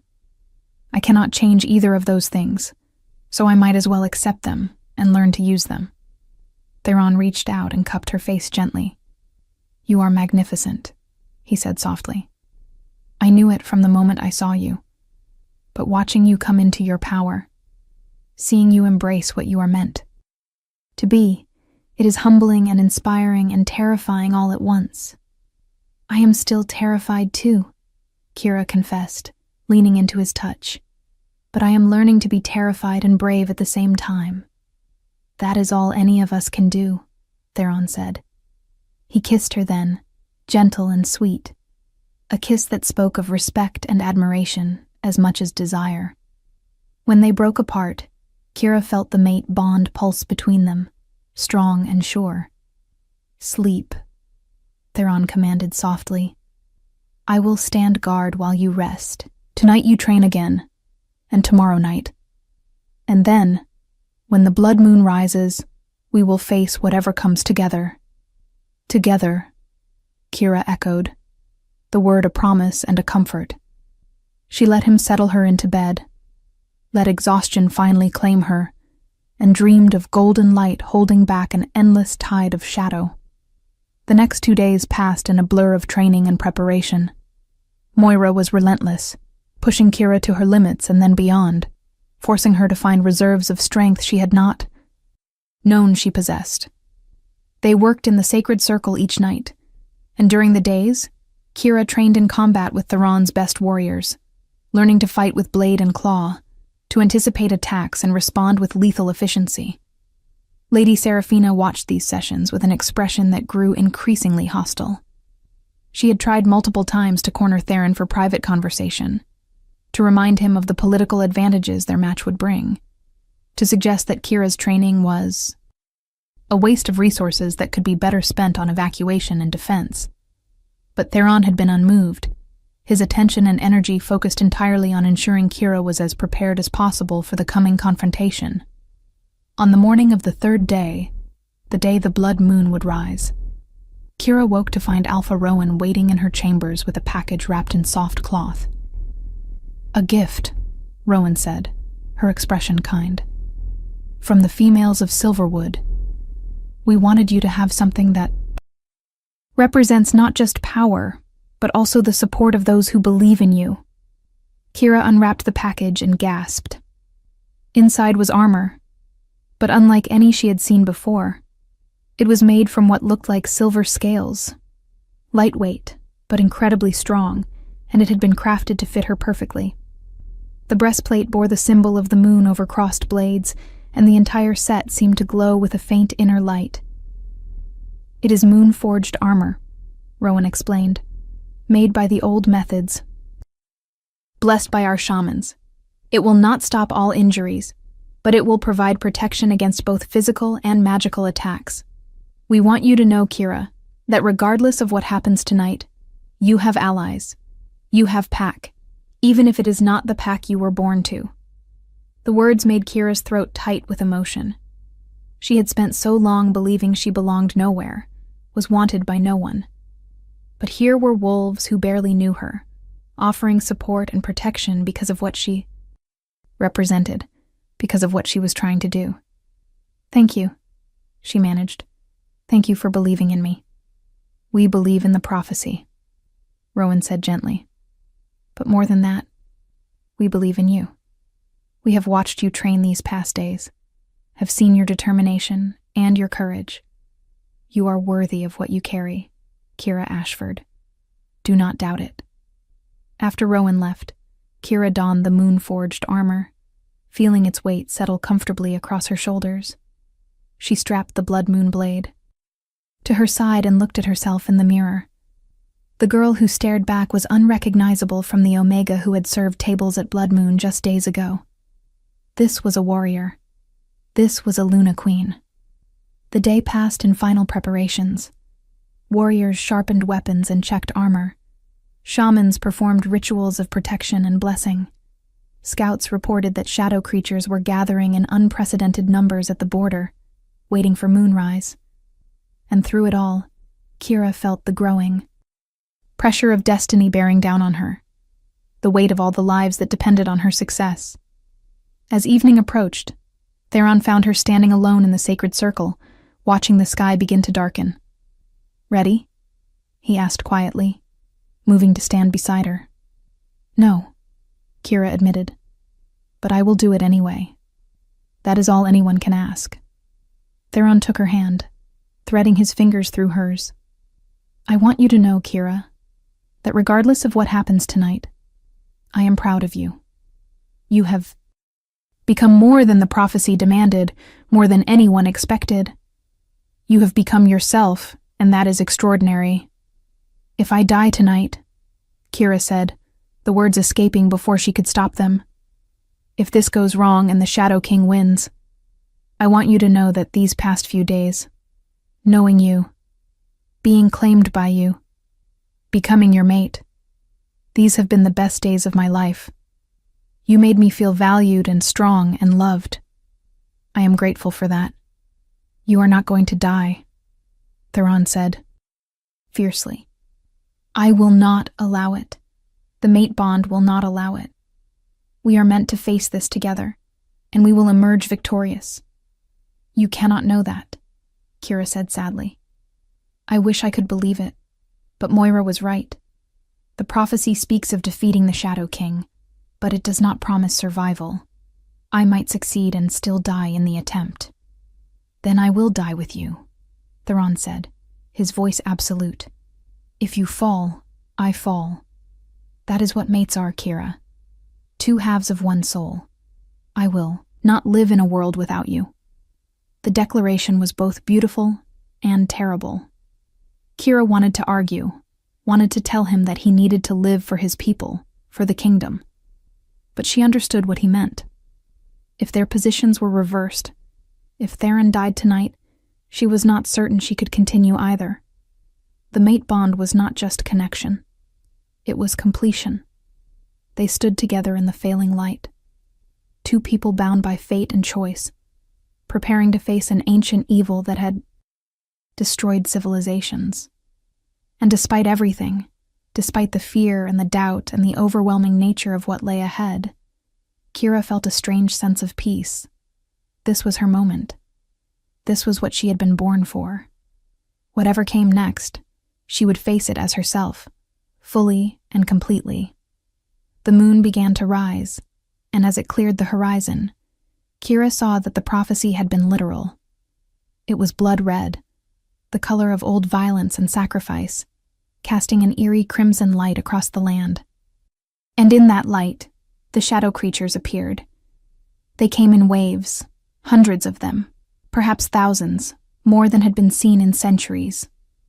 They flowed across the land like a dark tide, and at their center, a figure began to materialize.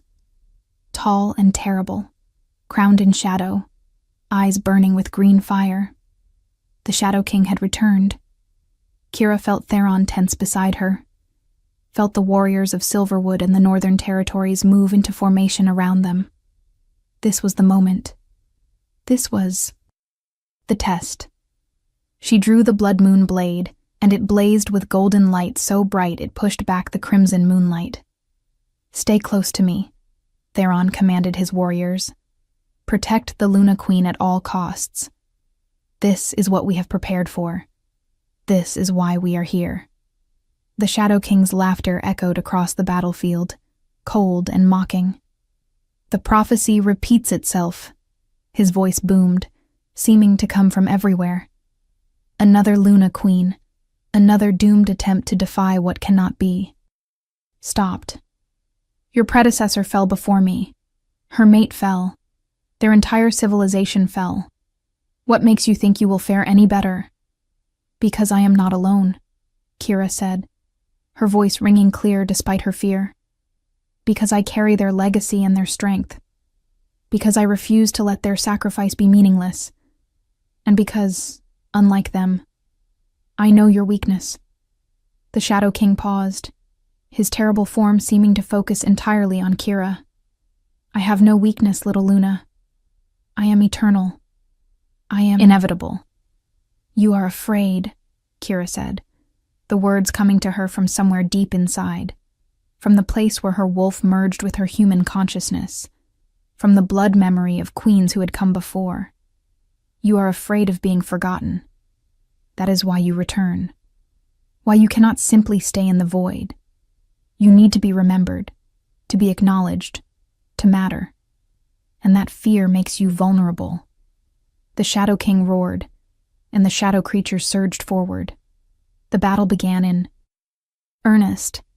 Warriors clashing with creatures of darkness, silver weapons flashing in the blood moon's light. Theron fought at Kira's side, his sword cutting through shadows with lethal precision, his body a shield between her and the worst of the assault. But Kira was not helpless. She wielded the blood moon blade with skill and power, each strike sending shadow creatures screaming back to the void. The golden light that poured from the weapon created a safe zone around her, a bubble of protection that allowed the warriors nearby to fight without being overwhelmed. Moira's training had prepared her for this, had taught her to channel power without being consumed by it, to fight with purpose and precision rather than panic and desperation. But the Shadow King was not attacking. He hung back, watching, assessing, waiting for Kira to exhaust herself. He had all the time in the world. She had only tonight, only the duration of the blood moon to end this. "I need to get to him," Kira shouted. To Theron over the din of battle. "I need to face him directly."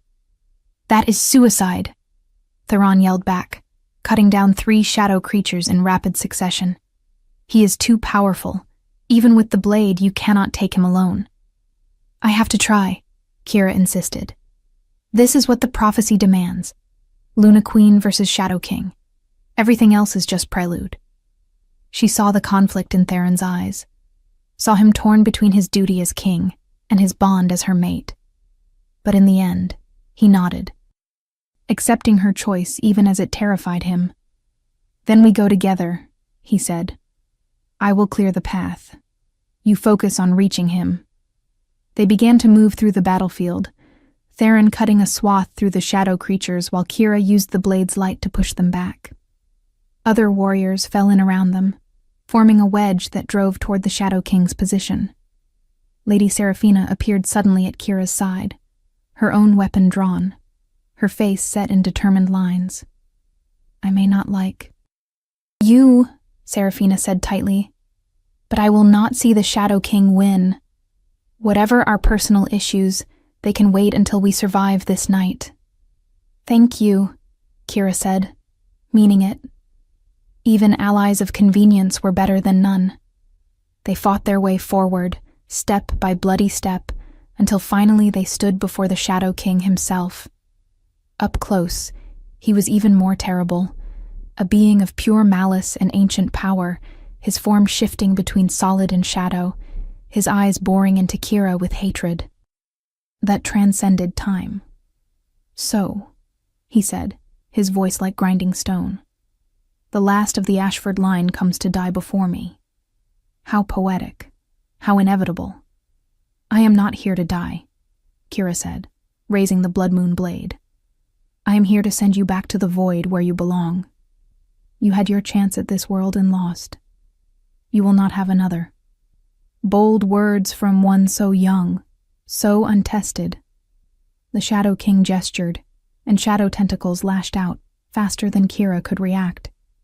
But Theron was there, his sword intercepting the attack, his body taking the force of the blow. He grunted in pain, but held his ground, and Kira felt rage surge through her. This creature had threatened her mate, had threatened everyone she was coming to care about, had threatened the future she was only beginning to imagine.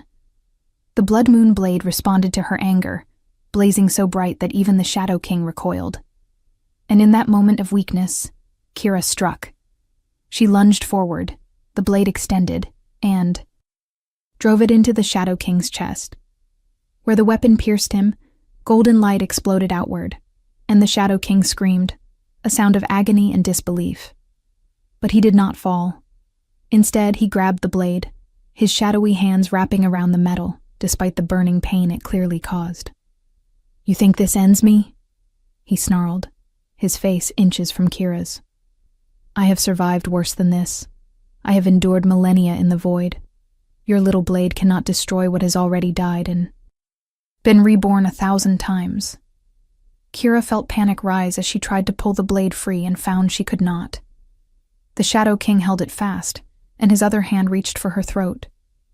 But then she remembered Moira's words. The blade responds to emotion, to need, to the wielder's deepest desires and fears. She stopped pulling. Instead, she pushed. She pushed the blade deeper into the Shadow King's form, and more importantly, she pushed her will, her power, her absolute determination through the blade and into him. The golden light expanded, no longer just surrounding the Shadow King, but invading him, filling him, burning through the shadow that made up his essence. "You want to be remembered?" Kira said through gritted teeth. "Then I will remember you. I will remember you as the fallen king who could not accept defeat. I will remember you as the shadow that was banished by the light. I will remember you, and in my remembering, I will make sure no one ever fears you again. You will be a warning, not a threat, a cautionary tale, not a legend." The Shadow King's screams intensified as the golden light consumed him from within.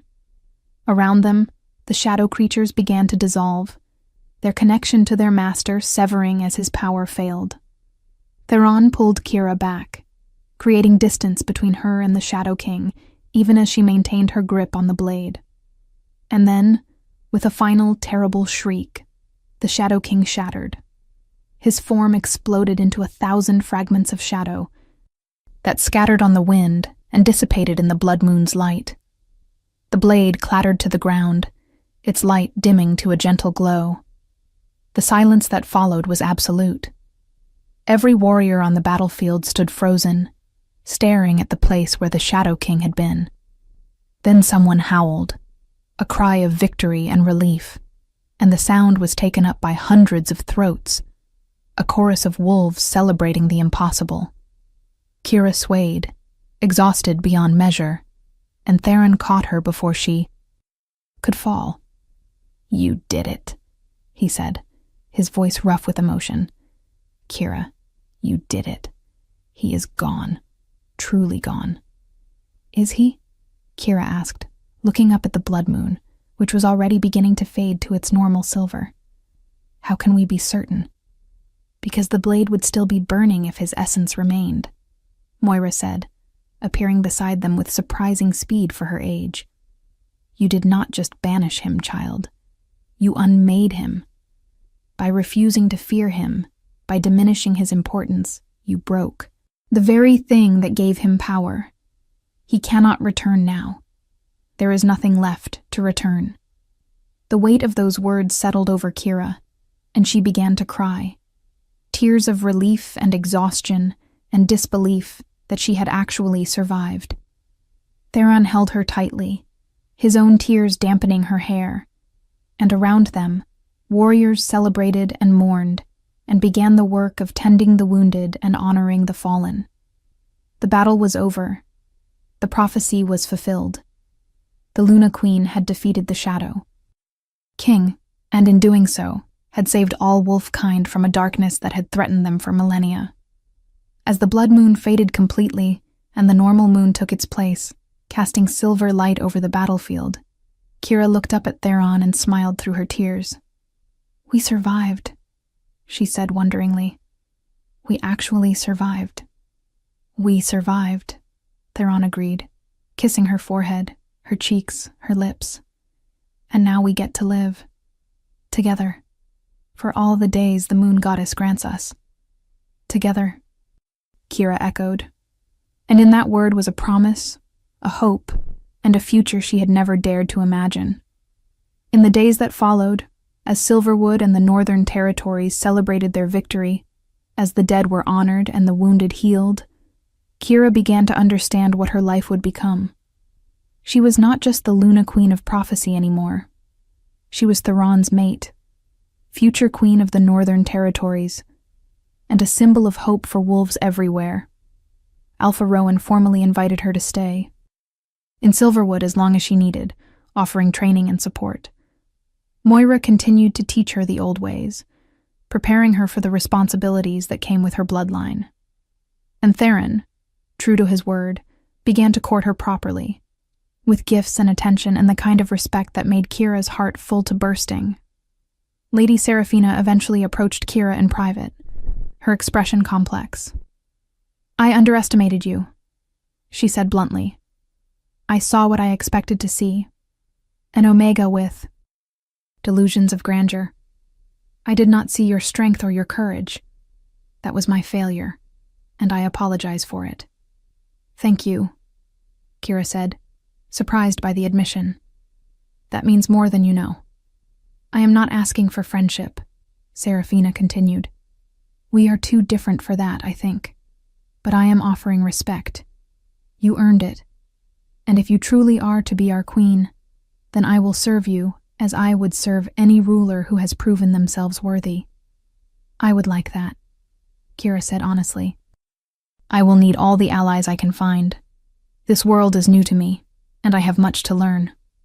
Seraphina nodded, something that might have been approval flickering in her eyes, then withdrew with a formal bow that acknowledged Kira's new status. 2 weeks after the battle, as autumn deepened toward winter, Theron asked Kira to walk with him in the Silverwood forest. They moved through the trees in comfortable silence until they reached a clearing where moonlight pooled like liquid silver. "Kira." "Ashford," Theron said, turning to face her and taking both her hands in his. "I have known you for less than a month, and yet I feel as if I have known you for lifetimes. You are my mate, chosen by the moon goddess and fate. But I want more than fate. I want choice.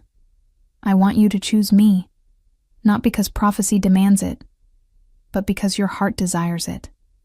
He knelt before her, and Kira's breath caught as she realized what he was doing. "Will you be my queen?" Theron asked, his silver eyes holding hers with absolute sincerity. "Will you stand beside me not as the Luna Queen of prophecy, but as Kira, the woman I love? Will you let me spend my life proving to you every day that you are valued, cherished, and worthy of every good thing this world has to offer?" Kira looked down at him, at this powerful king who had chosen to kneel before her, and felt her heart overflow. "Yes," she said, her voice strong and sure. "Yes, I will be your queen. Not because of prophecy or duty or fate, but because I choose you. Because you saw me when I was invisible. Because you believed in me when I could not believe in myself. Because when I am with you, I am more myself than I have ever been. Yes, Theron. Always yes." He rose and kissed her, and the moon above them seemed to shine brighter, as if the moon goddess herself was blessing their union. When they finally broke apart, both were smiling, and the future stretched before them bright with possibility. 3 months later, on the winter solstice, Kira Ashford married King Theron of the Northern Territories in a ceremony that brought together wolves from every pack, from every territory, united in celebration of the Luna Queen who had saved them all. She wore white and silver, with the blood moon blade at her side, and her mate's mark proud on her neck. And when the ceremony was complete, when they were declared king and queen before the moon goddess and all the assembled packs, Kira looked out over the gathered wolves and felt something she had never felt before. She felt like she belonged. She felt like she was home. The girl who had once believed herself worthless had become a queen. The Omega who had been invisible had become a beacon of hope. And the woman who had spent her life surviving had finally learned to live. This was not the ending. This was the beginning. And it was glorious.